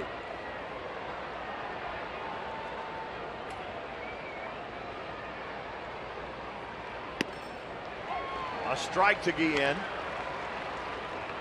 When we watch pitch counts so carefully, now there was a game 15 years ago where Tom Candiotti threw 127 pitches, 127. But the part about that you don't realize is that was in relief. 2-1. A slowly hit ball to shortstop. Figgins cuts in front and gets one just barely at second base. Tian thought he was safe. Howie Kendrick to stay on the bag there while Tian was sliding into him, made a nice play. Figgy cut in front of his tourist, and Trey Hillman's not so sure. Slow chopper. Wow, that was real close. Nice play by Howie to be able to not only catch that ball that was thrown high, to keep his foot on there, and he had to be surprised on that play to be able to even get that throw at second. Still keeps the double play in order by getting that guy at second base. If his tourist fields that ball, it's going to first. But Figgins was moving towards second base when he got to it, so that was his play. And now Mike Scioscia is going to go to the bullpen right here. Palmer's pitched exceptionally well and given his team a chance to win into the 6th inning, but now it's time to turn it over to the pen.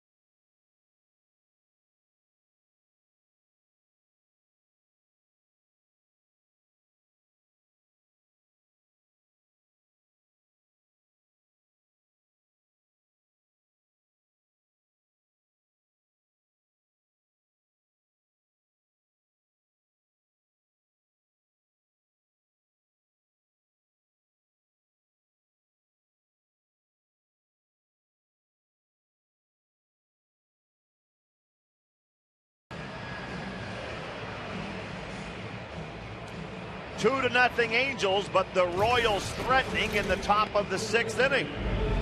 Tomorrow, NASCAR on Fox goes under the lights in Darlington, South Carolina, where Kyle Busch defends his title against a full field of the world's best drivers. Coverage of Sprint Cup Series racing from Darlington begins tomorrow at 7 Eastern, 4 Pacific in high definition on Fox. Darren Oliver in the game, and you might think and wonder why Mike Scioscia would go with Darren Oliver, a lefty, especially when he had Matt Palmer on the hill prior to that. Got a righty up and then a lefty on deck, but Darren Oliver's done a great job against right-handers, hitting only 150 against them. Matt Palmer, outstanding once again. 5 1/3. There's 2 hits allowed, 3 base on balls, 5 strikeouts. He'll either win or have nothing to do with it. The 2 runners on base are his, but he leaves with a 2-run lead. And the Royals have DeJesus at third, Guillen at first, and the batter, Billy Butler.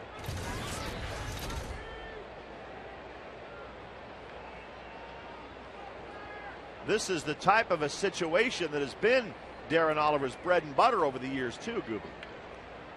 Yeah, because he has such poise on the mound, and if you get a ground ball, Billy Butler's hitting the 3 double plays already this year. Starts him with a good breaking ball for a strike.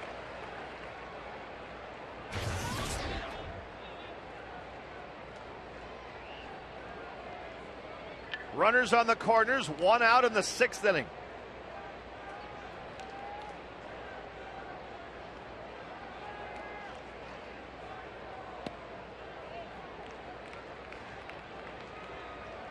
One and 1 to Butler.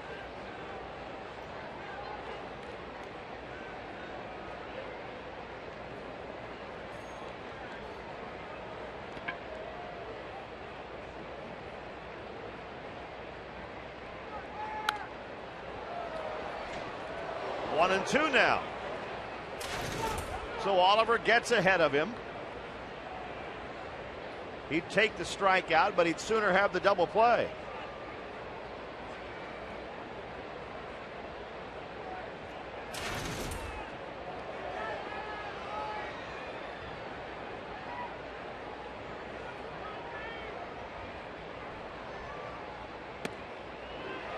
Just off the plate. A good try by Darren Oliver. That was a fastball just off the corner. Good spot, though. Mathis had the glove there, just about 2-3 inches off the plate. But by it being that close, all of a sudden it makes it, as a hitter now, you're thinking line that he's around the zone, and you have a better chance to get a swinging pitch out of the zone. But not that time. So now it's a full count to Billy Butler, Mike Scioscia and Mike Butcher, and Mike Napoli behind them.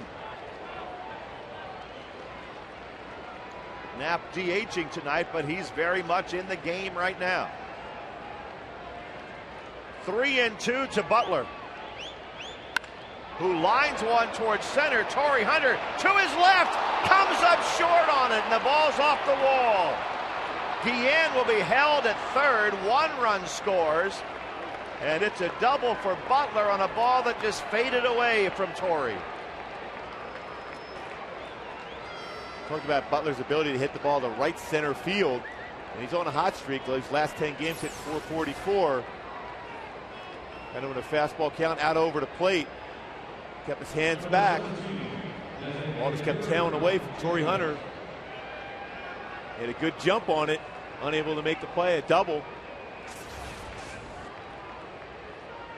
And a 2-1 ball game now. Runners at second and third for the Royals with 1 out, and Mike Jacobs at the plate.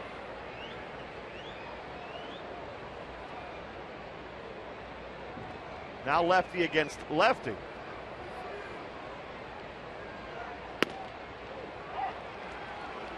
So in a spot that Darren Oliver's not your typical lefty specialist type guy coming out of the bullpen. He does well against right-handed batters and lefties, but so far this year has better numbers against right-handed batters than against lefties as far as batting average.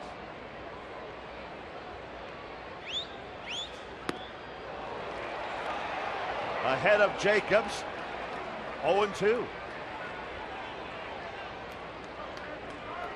Good play, too, by Jeff Mathis. Why you do that? It's keeping Jose Guillen closer to third base, because the Angels are playing back in the infield. It keeps him closer. Doesn't allow him to get a big secondary lead.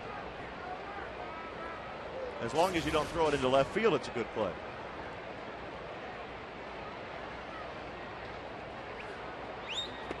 And on 3 pitches, Oliver strikes out Jacobs. With that runner at third and less than 2 outs in a 1-run game, that's a huge strikeout. Good breaking ball by Darren Oliver. Kept his mechanics good. His front shoulder was in there. On top of that pitch, Jacobs unable to make contact.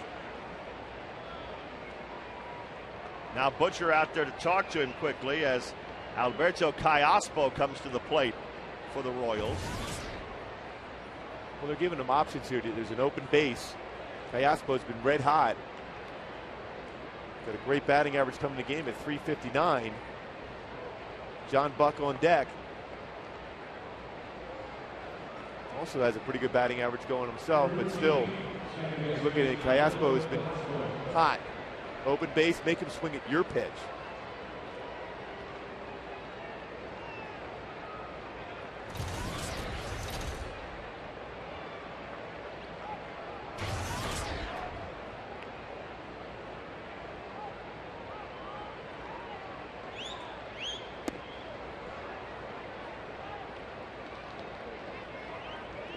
The Royals with Jose Guillen representing the potential tying run, and Butler at second base.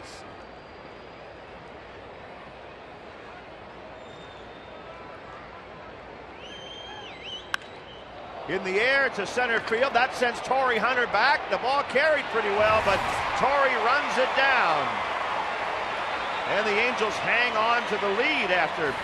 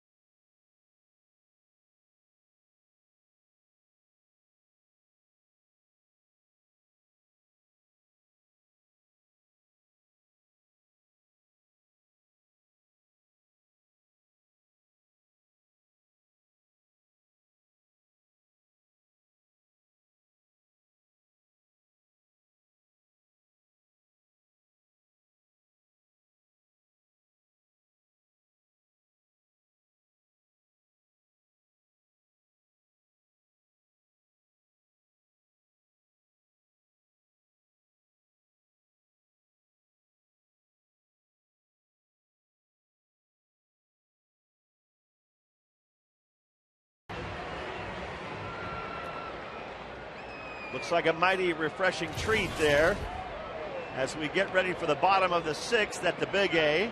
Fireworks after the game tonight.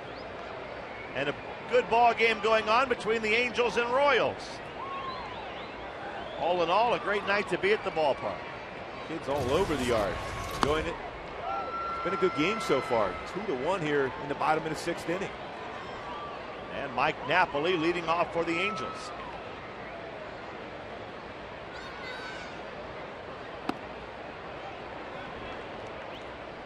Two and 0 to Napoli. Boy, good fastball count. Napoli with that great opposite field power.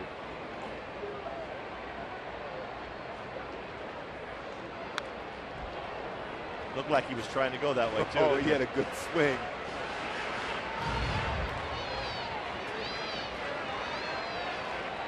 Mesh got away with one right there.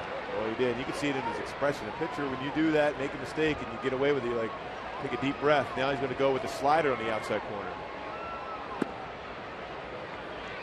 Except he didn't get it on the outside corner. Now it's 3-1 to Napoli. And when you see a guy at 2-0 count have a good hack like that at a fastball, you're kind of leery about going back in there with a fastball.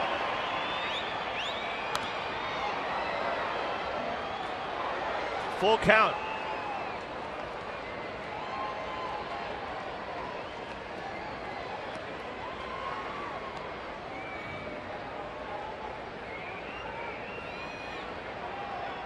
With a changeup, 3-2 count. I think Napoli might read the fastball there, strike out, and he almost got him. Yeah, if you've got confidence in your changeup in that spot, 3-2 count, because you're looking for fastball if you're a hitter, you can throw that changeup in there. They're thinking fastball way out in front. Now going back in with the fastball. And Napoli fouls another one off. That was pitch number 100 for Mesh in this game.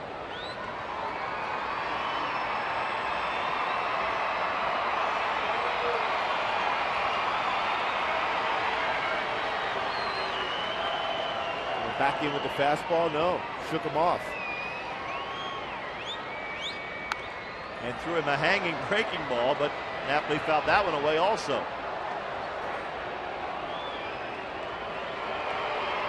Again, you're on the hill.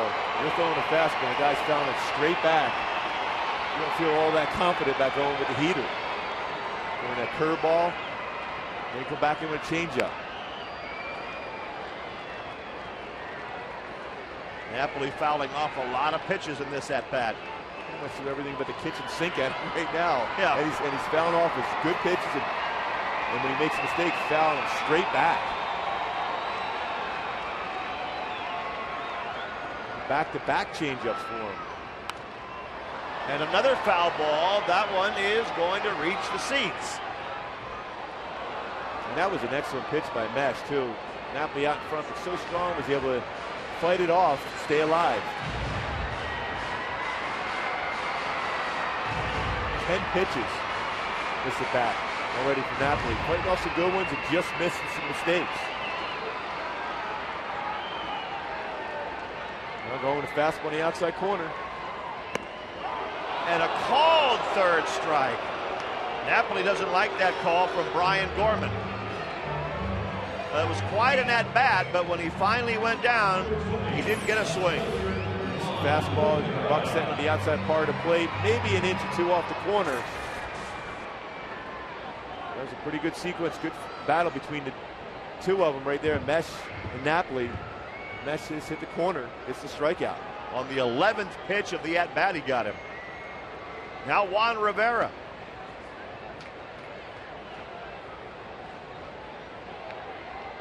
If you're Mesh, of course, you'd love to get through this inning and at least give your guys one more chance to get you even or the lead, right? Exactly, that's why he's thinking every pitch is a struggle for him, the command. Now behind the count again. Might be a little tired. Pitch number 105 coming up on the night for Gil Mesh.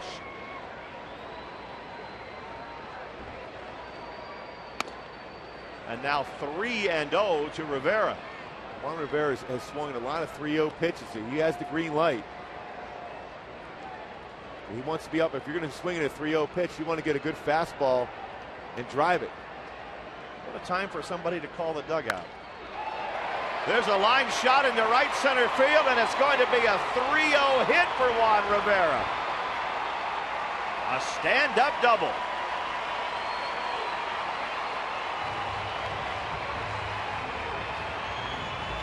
We talked about 3-0.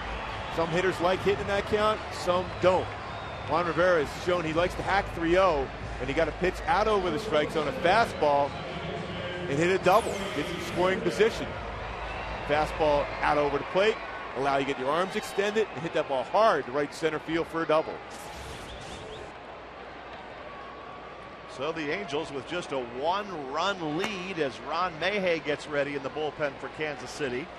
The Angels trying to add to it. Howie Kendrick will be the batter, but first John Buck going out to talk to Mesh and also give Mayhay a little more time. That's exactly what they're doing, Roy. I mean, in that spot, the Royals may have waited a little bit too late to get the bullpen active, especially when you're over 100 pitches. Gilmesh struggling the first two batters. Got the strikeout against Natalie, but threw 11 pitches to get that strikeout and fell behind 3-0 and then grooved the fastball and a double. That was designed to give Mayhay some extra time down in the bullpen. And the batter now, Howie Kendrick.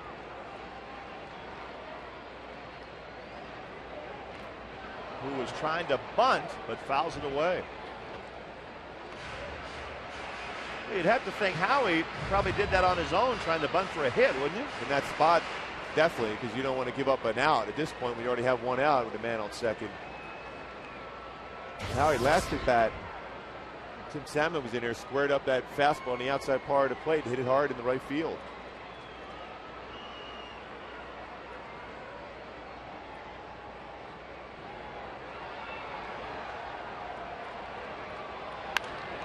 In the air down the right field line, a long run for Jose Guillen, who drops it once he gets there, and it's a fair ball, and that's going to score a run. Guillen chases it down in the corner, and here comes Kendrick to the plate. He is in.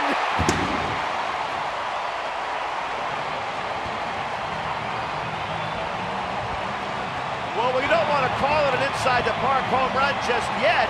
We'll wait for the scorer to decide that. Guillen got there, he just didn't catch it. Boy, that's one of the best plays in baseball. Once it got by Guillen down in right field, he's going a long way to make the play. Looked like he was camped underneath it, hits the tip of his glove, and stays right on the chalk. Fly ball by Howie. And all of a sudden, he sees that ball getting around, and he's picking up Dino Evo at third base, and Dino's waving him home. And Dino was exactly right as he scores standing up. And the Angels now lead it 4-1 on a huge play which has been ruled an inside the park home run for Howie Kendrick. Boy, Dino was reading that right off the get-go. Once I got by Guillen and started rolling in the corner, you could see Dino waving that arm, and Howie was able to pick him up as he got around second base. Got in there rather easily on the inside to Parker.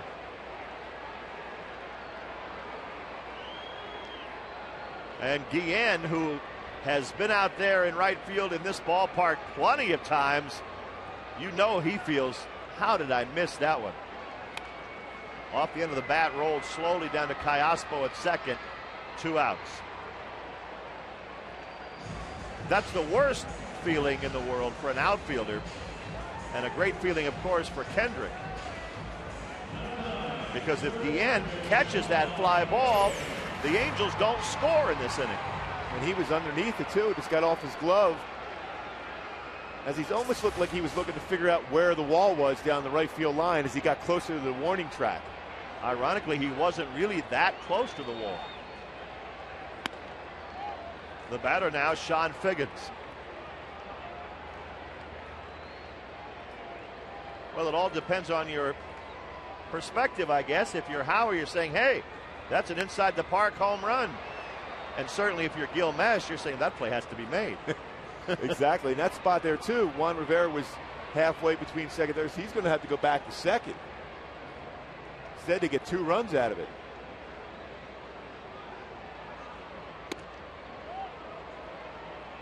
2-1. Well, no matter how you want to score it, it's 2 runs for the Angels and a 3-run lead now.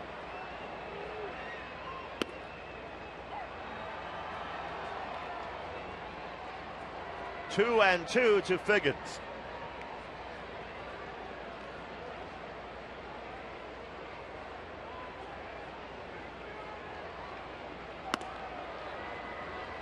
Full count. Likely a last batter, too, for Gil Mesh. He's up to 117 pitches.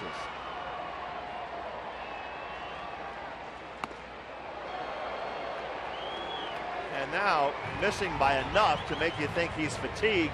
Here comes Hillman, who may have given him an extra batter or two, considering what happened on the fly ball to right. But that's going to be it for Gil Mesh. He'll leave with the Angels leading the Royals 4-1 in the 6th.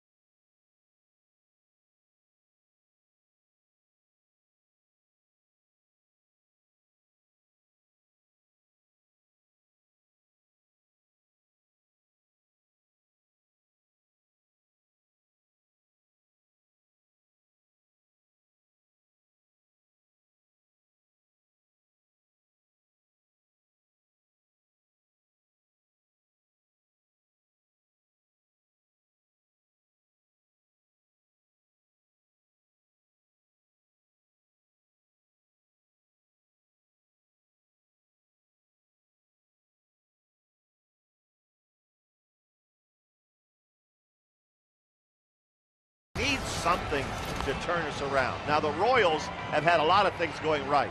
They've won 6 games in a row. They're in first place. Jose Guillen has been a good boy this year.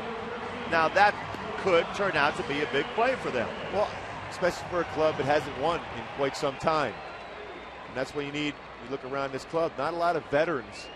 But you have Coco Chris in center field, who played in a World Championship club with Boston. Other than that, there's a lot of young players that need some veterans around there to get them through in case something like that does turn into a bad situation for the Royals, in which they end up going into a losing streak.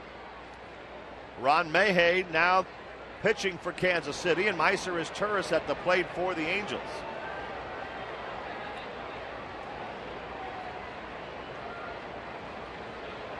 Figgins at first with 2 outs. Mayhay drives him back. But Figgy with a dozen stolen bases. He's just looking for an opening. Mayhay with a good fastball. 88-91. There's a slider and a good split.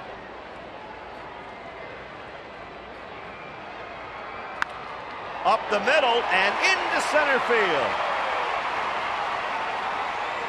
Meiser as Turris gets his second base hit of the night.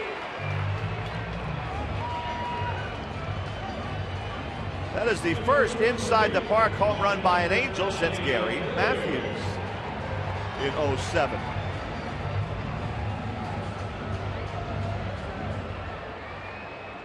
Certain things have to go just right to get an inside the park home run, and that was the prescription right there. That fly ball down the right field line. Yeah, baseball generally has got to go around a corner. Right field, left field here at the Big A. If it goes around the corner, gets by an outfield, it's going to roll for a long time.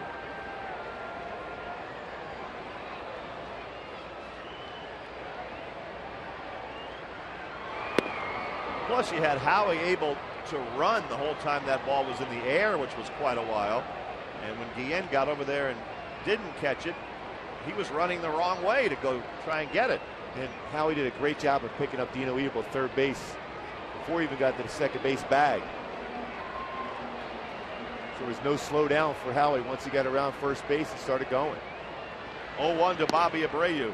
1 ball, 1 strike.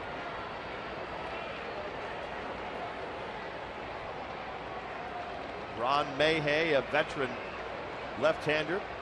He'll be 38 next month. He was in 57 games with the Royals last year. And there's one that gets underneath Buck's glove and to the backstop. Figgins and his tourist move up.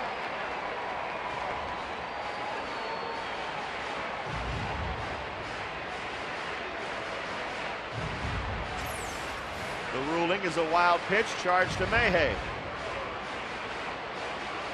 Buck did a good job of shifting his body over, but didn't keep the glove down there to be able to block it in front. He's saying right there was his fault. Very good defensive catcher as far as blocking the baseball, but didn't get himself in position with the glove. 2-1 to Bobby Abreu.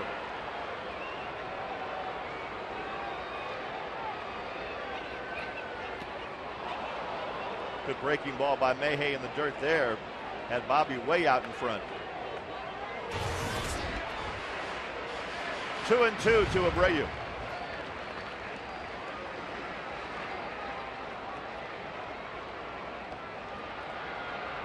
Gilmesh worked awfully hard tonight, but he's not going to get a W tonight.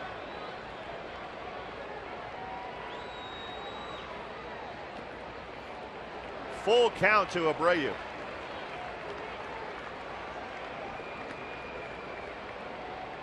Corey Hunter on deck too. Kyle Farnsworth down in the bullpen for the Royals, another one of the key acquisitions during the offseason.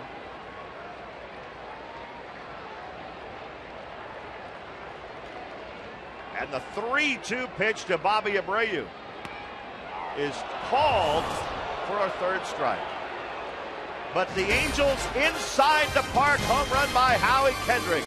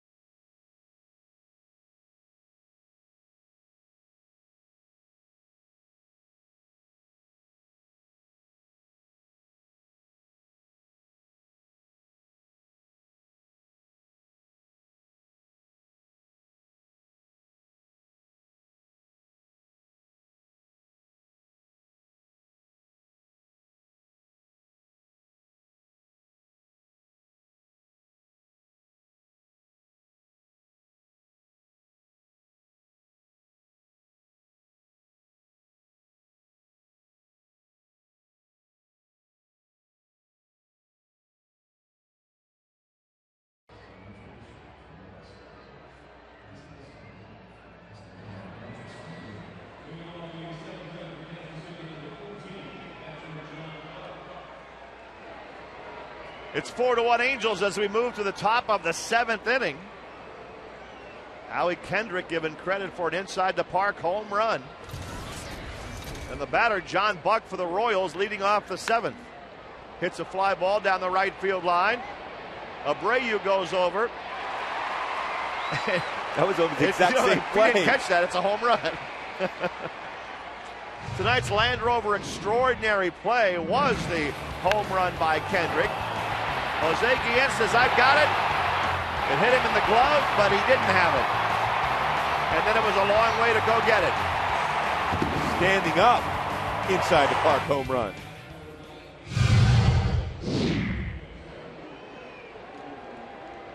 Now Willie Bloomquist hitting for Avalos.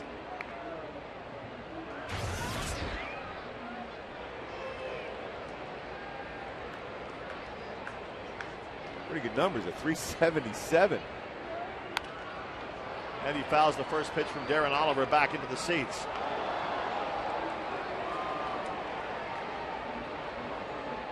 Bloomquist has a 10-game hitting streak, so this is kind of a tough spot.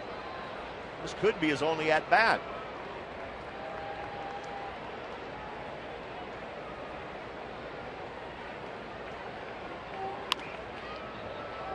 Foul ball, 0-2.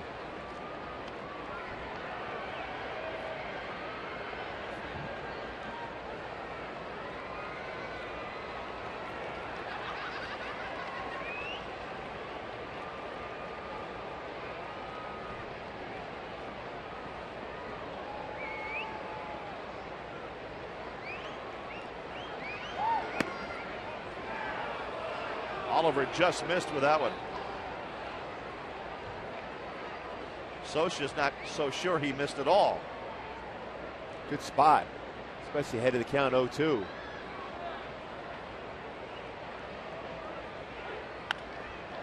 Right back up the middle, and Willie Bloomquist, if that is his only at bat, has extended that hitting streak to 11.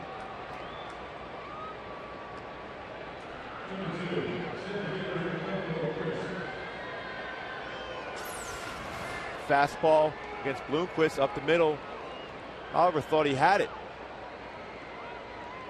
It was on his glove side. Jose Arredondo getting loose in the Angel bullpen.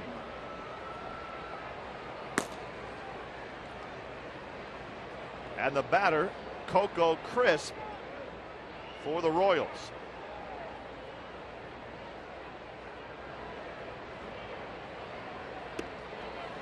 He was around a bunt. And the first base umpire, C.B. Buckner, says no, he pulled the bat back, so it's ball one.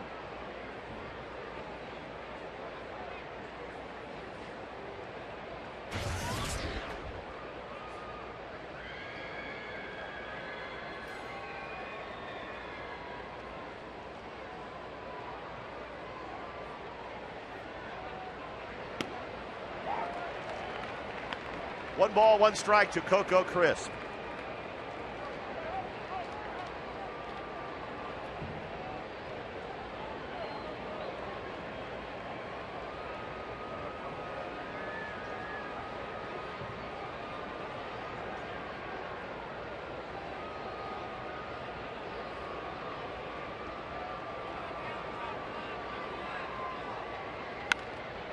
In the air to right field, Abreu moves over and makes the play.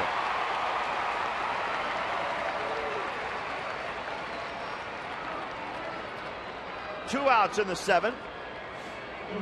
David DeJesus coming to the plate.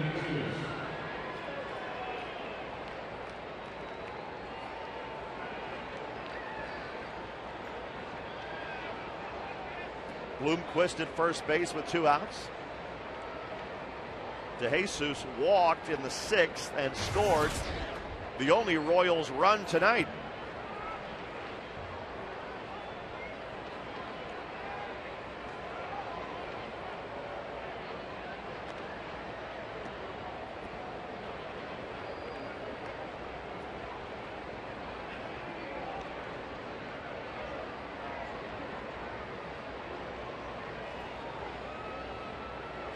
Bloomquist does have 4 stolen bases on the season, so he is a threat. Would he go here, down 3 runs with 2 outs in the 7th inning? Well, the way the Angels play baseball, they would be going in that spot. The Royals, they don't have as many stolen bases. They only have 15 as a team, so more than likely, no. But the Angels would not slow down their run again, no matter what the scenario was as far as up or down a few runs.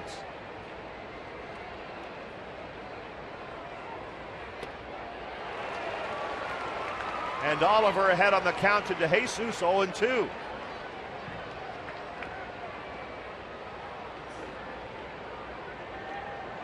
Darren Oliver looking for that one more strikeout right here.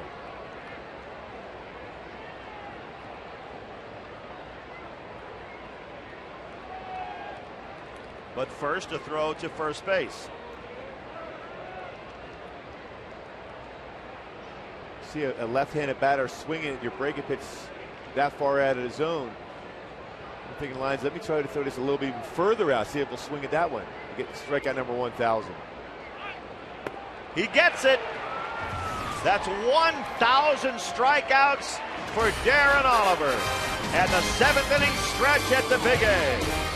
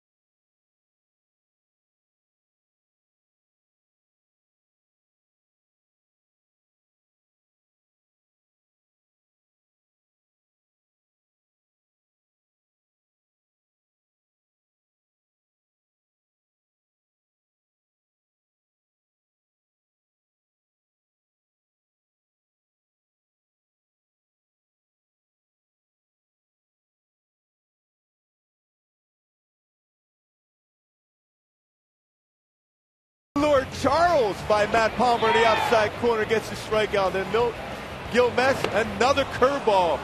Buckler at the knees gets the curveball outside the box, and that is our Jack in the Box, outside the box. I love the curveball. So does she. She loves the curveball too. Yeah, she's a cutie pie. I guess when you had your meetings with the catchers before the game, you'd say, okay, now if I get him 0-2, I'll throw the Lord Charles. Yes. Or possibly the yellow hammer. The yellow hammer. Or the knee buckler. Depending on how I had it working that night. You must have been good to work with. Oh. As you still are. I know you look forward to that as you drive down here every day.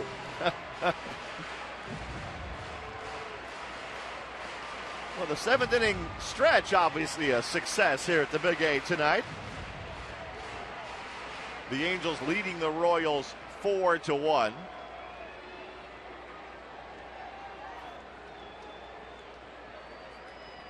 Torrey Hunter leads off against Kyle Farnsworth.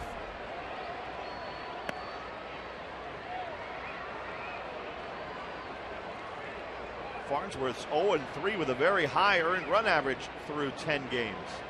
Still has a pretty good fastball, not quite as hard as it used to be, 92 to 95, a slider and a changeup. You talk about a guy that can throw 95 and say, well, he doesn't have the fastball he used to have. He really could bring it. Oh, he's 99, touches 100, used to.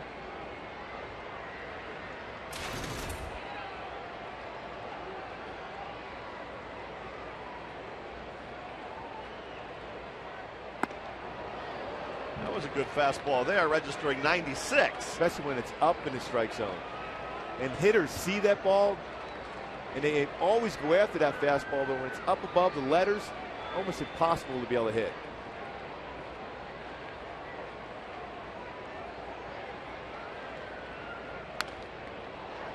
Pop foul out of play by Torrey. In the Angel bullpen, Jason Bolger getting ready.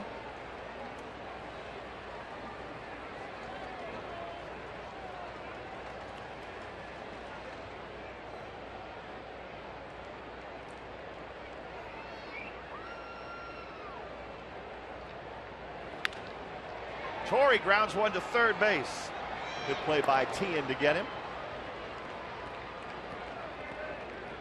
And we should point out that Willie Bloomquist stayed in the game. He's at shortstop for the Royals. With one out in the bottom of the 7th inning, and Kendry Morales coming to the plate.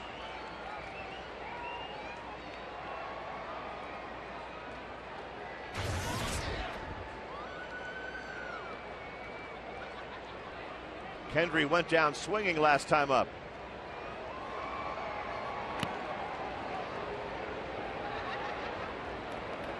Back to a 92-mile-an-hour fastball right there for Farnsworth.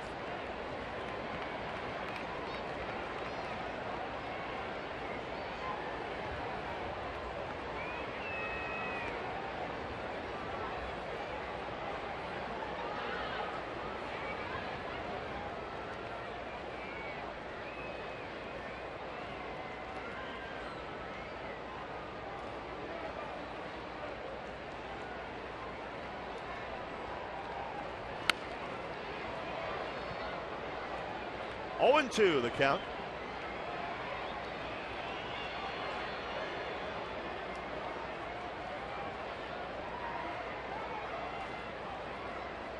Jose Arredondo up again, getting ready. Score stays the same. More than likely Jose in the game. But congratulations, Darren Oliver gets strikeout number 1,000. Oh, yeah.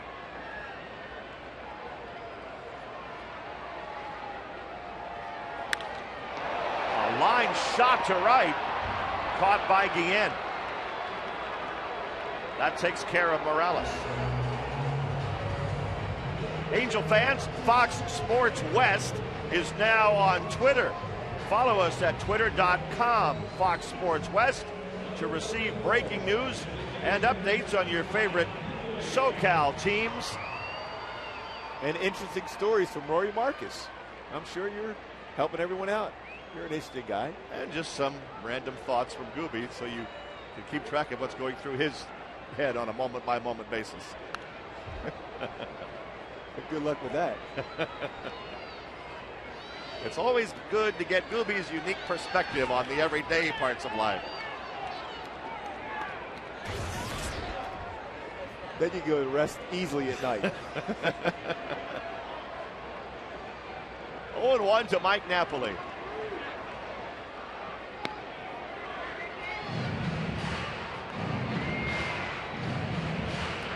Napoli had an RBI base hit in the 3rd inning.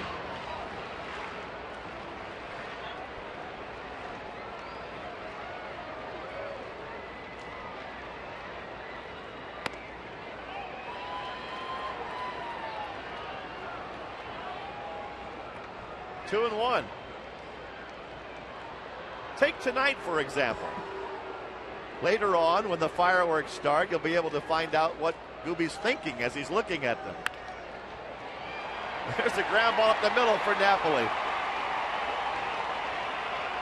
Napoli on base 3 times again tonight. 2 hits and a walk. Every time he's the DH, it seems like he's on base all night. I'm sure he'd rather catch most nights, but he's been an incredible DH. He's a DH 10 for 14. Well, you can't get too much better than that. And the thing is, when a catching position is such a demanding position, you always got to squat, you got to block baseballs thrown in the dirt, you got to call the game, you got to make throws. Both of them, Jeff Matheson, Mike Napoli, very good at that, but I'll tell you, your knees feel a lot better when you're DHs compared to catcher. Yeah. And you're going to hit better. Juan Rivera takes ball 1.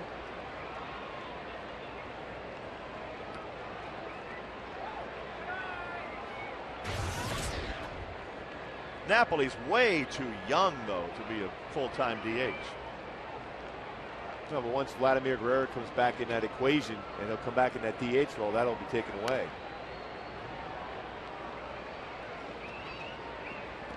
That's what Mike Socha said. When Vlad comes back, he'll be a DH for quite some time until he can prove and he's healthy enough to be able to play the outfield. So you're talking about probably a month or two, the DH position for Vlad. And that threat in the middle of the lineup for Mike Socha. 1-1 to Rivera. I guess Edgar Martinez was probably just a quintessential Diaz, huh? He was certainly one of them. He's one of the best pure right-handed hitters I've ever seen. Really? And a guy probably won't get in the Hall of Fame because persona of a DH, not an everyday player, didn't play a position. He was a third baseman when he first came up, but his hamstring issues kept him out of the lineup, so he just wanted that bat in there. But if you ask pitchers that faced him over that 14, 15-year period, he was arguably one of the best right-handed hitters that, not that far away from the Hall of Fame, but won't get in. He didn't have quite the numbers, but great hitter.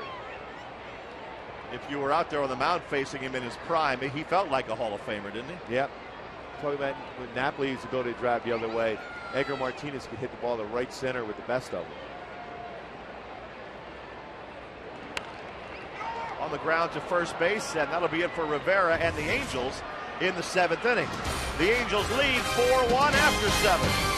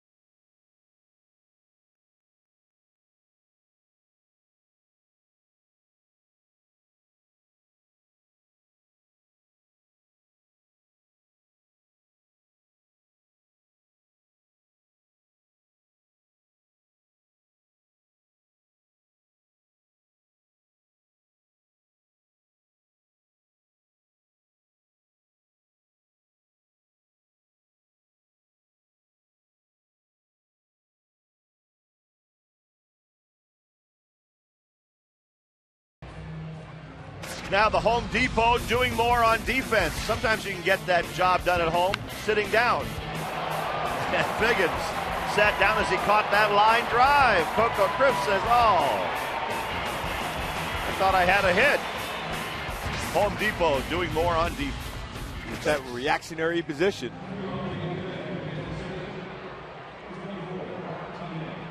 Jose Arredondo, the new Angel pitcher. As we get to the 8th inning and the Angels have a 3-run lead. The Royals with that 6-game winning streak on the line. And Martin takes strike 1 from Arredondo.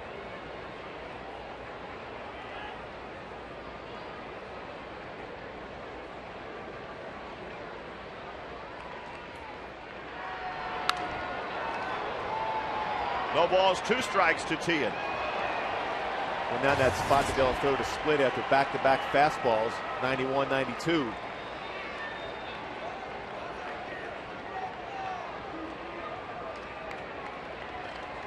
Arredondo ahead on the count, 0-2.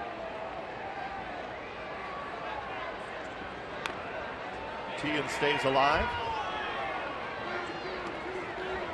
It was the split. They didn't get it down quite like we're accustomed to seeing out of Jose. Last few times out, better velocity on his fastball, much better depth on that split.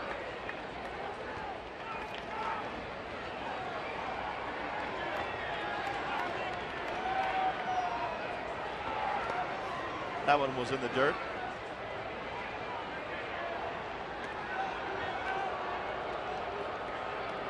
Arredondo, the 3rd pitcher in the ball game for the Angels. If they hang on, Matt Palmer, he's the pitcher of record right now for the Angels. He went 5 into 3rd tonight and gave up only 2 hits.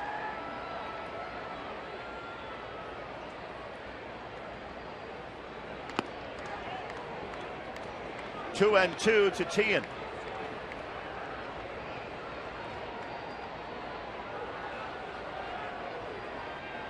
Now 2-2 after 3 consecutive splits. He's going to go back with a split or come back with a fastball. Tian again stays alive.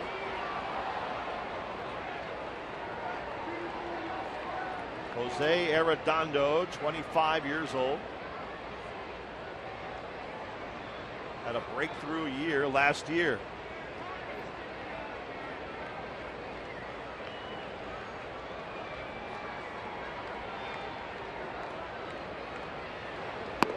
And he gets Tian with a fastball.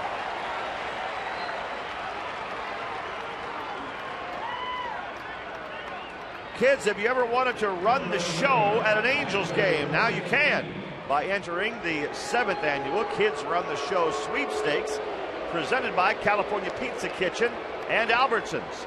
Saturday, June 13th, fans between the ages of 5 and 18 can win prizes such as honorary back kid, guest PA announcer, guest radio broadcaster, and more.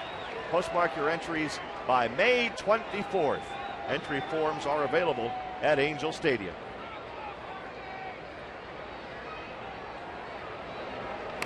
Jose Guillen chops one off the plate, and it's 0-2 to Jose.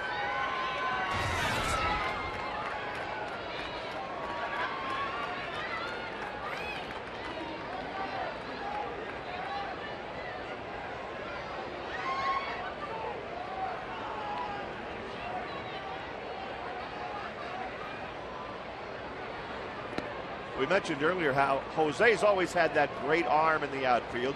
You said, yeah, and he loves to show it, loves to showcase it. He's obviously proud of his defense. So in the back of his mind, is it killing him that he let that fly ball fall for an inside the park home run? Yeah, because he's a complete player. I mean, he can put the numbers up offensively, but he loves playing defense, and he knows that's a play that he can make. He fouls one in the air to Kendry Morales here for the 2nd out of the inning. If you weren't with us earlier, this is Howie Kendrick batting. Fly ball to right, toward the line. Guillen gets there, but he didn't catch it. That was ruled an inside the park home run.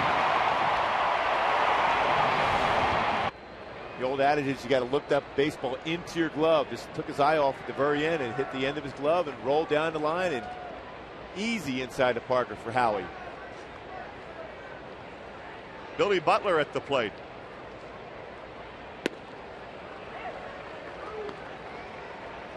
That ruling will probably be debated about in the Royals clubhouse a little bit after the game, huh? For Gil Mesh, I'm sure. Yeah. Billy Butler at the plate. But if you're Howie, you're not. No, Howie said, no, why even bring it up? No. It's a home run. Yes. 2 RBIs. Gives him a double and a home run on the game. 1 ball, 1 strike to Billy Butler.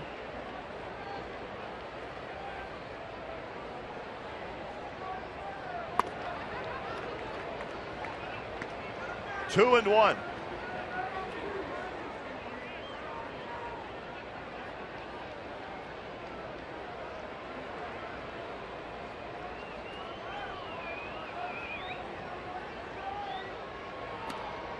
Now 3-1 to Butler.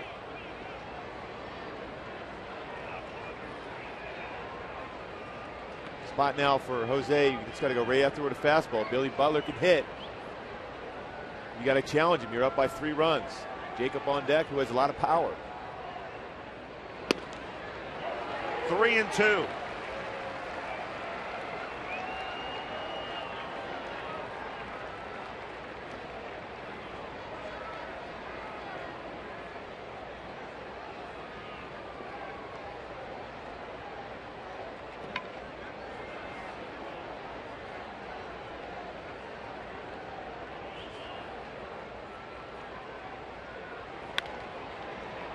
Gets by Arredondo, but that puts it in the glove of Howie Kendrick, and it's a 1-2-3 top of the 8th inning. Still 4-1 Angels.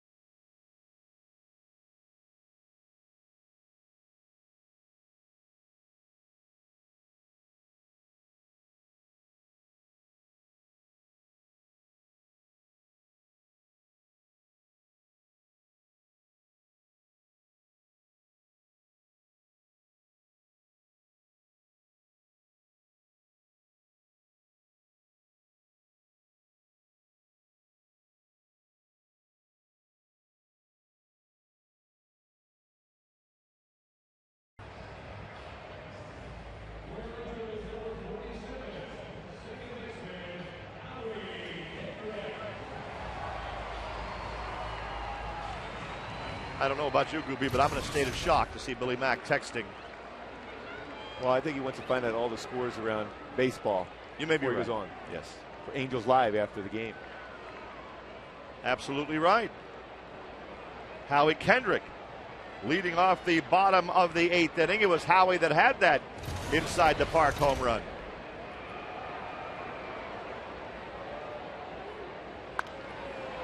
He pops that one up foul. And it goes into the dugout. So does Buck going after it. And you're always, when your own guys coming into the dugout, you're going to have a number of players usually over there, or coaches be able to stop you from flying in the dugout. Maybe a different story if you're going in the opposing dugout. And Howard's replay, John Buck going over for the pop-up. And going in by himself. Yeah, wasn't much help there. No.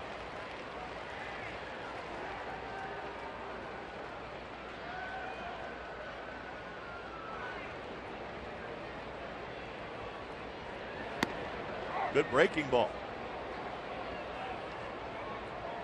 Kyle Farnsworth ahead of Kendrick 0-2.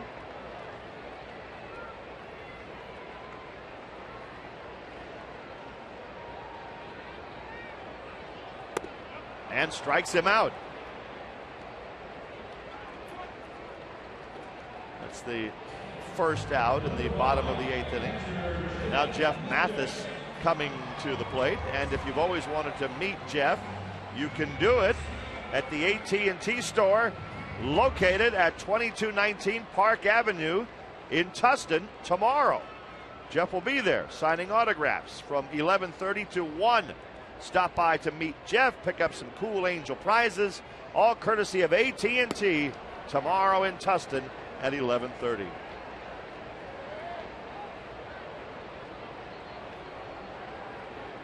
Oh, 0-1 to Mathis.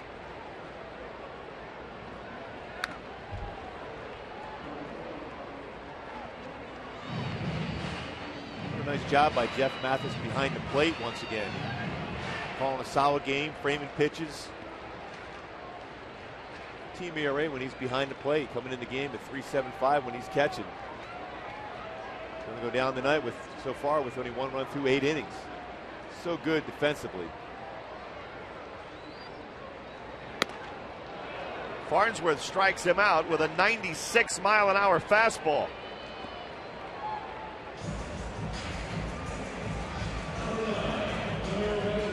Two outs. Sean Figgins at the plate.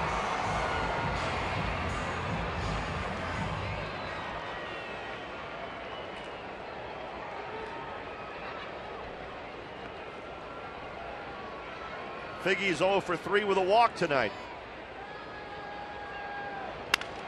Broken bat right back to Farnsworth. So as the Royals come to bat in the 9th inning, they're down by 3.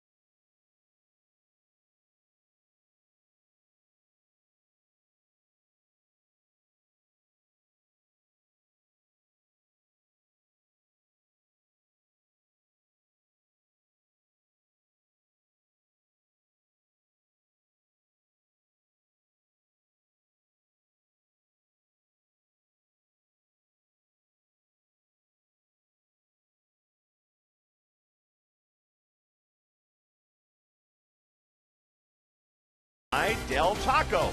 The chicken soft taco from Del Taco will make you fall in love with your lunch. 99 cents every day. It's 4-1 Angels as we go to the 9th inning at the Big A. And fans, Major League Baseball and People Magazine are looking for individuals who have made a difference in their community. 30 everyday All-Stars will be honored at the All-Star Game this year in St. Louis. To nominate, visit peopleallstars.com. And also, don't forget to vote for your favorite Angels. The Midsummer Classic is coming up. You can vote at angelsbaseball.com. Brian Fuentes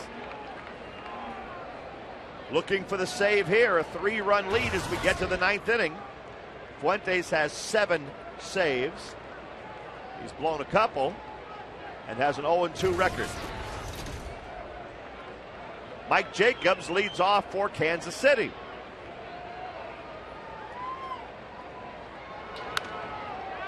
The Royals' 6-game winning streak on the line right here. Trey Hillman has managed this club to first place in the Central.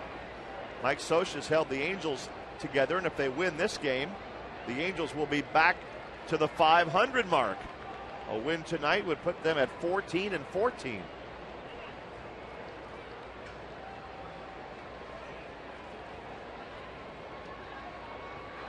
Oh, 0-1 to Mike Jacobs.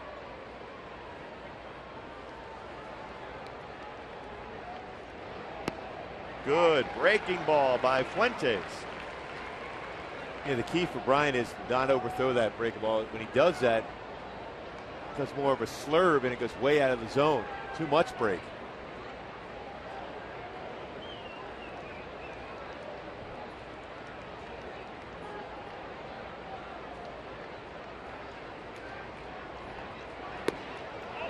Just outside with a fastball.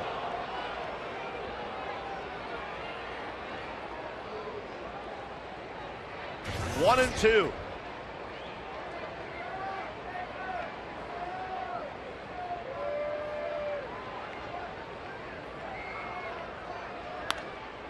That one's popped up high and foul behind the first base dugout.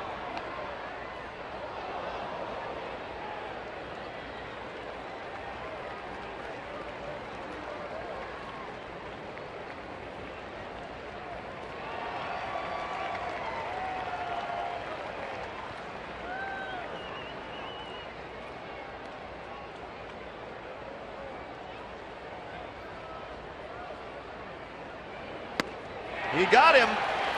Fuentes starts the 9th inning with a strikeout. Good location on that fastball, too. By Fuentes, after a couple good breaking pitches, hits the fastball in the outside corner. That deception. It's by Jacobs. Paints the corner. Alberto Callaspo coming up now for the Royals.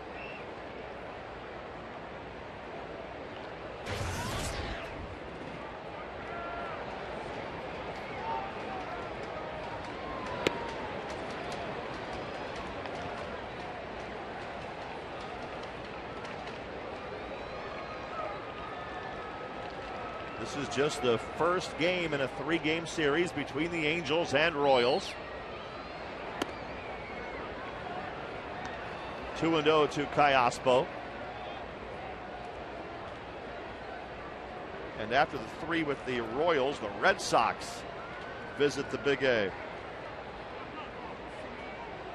Next Tuesday, Wednesday, and Thursday. After that, the Angels are on the road, going to Texas, Seattle, and Dodger Stadium. Tomorrow, Zach Greinke off to a tremendous start, pitching for the Royals against Joe Saunders and the Angels. That's perhaps the best matchup you can get in the big leagues right now. Joe Saunders throwing the ball very well. Greinke, those numbers are almost insane what he's got going right now. That one is hit right to his Turris, who bobbles it and still has time to get Kayaspo. Meiser stayed with it and gets the out. Good job by Meiser, not panicking too. He was in position, did everything right. Both hands down to be able to make the play. Skipped up on him, but didn't panic. Made a strong throw. Gets Kayaspo by a half a step. 2 outs in the 9th. And John Buck at the plate.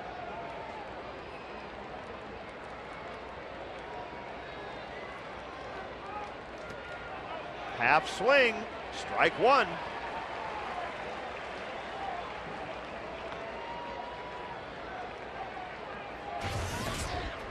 The Royals, if they lose this game, will still be in first place.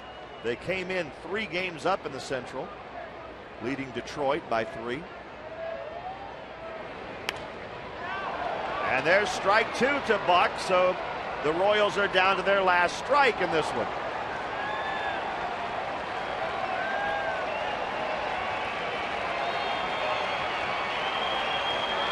Fuentes trying to finish it off.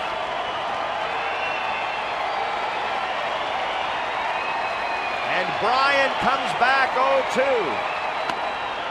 Inside with a fastball.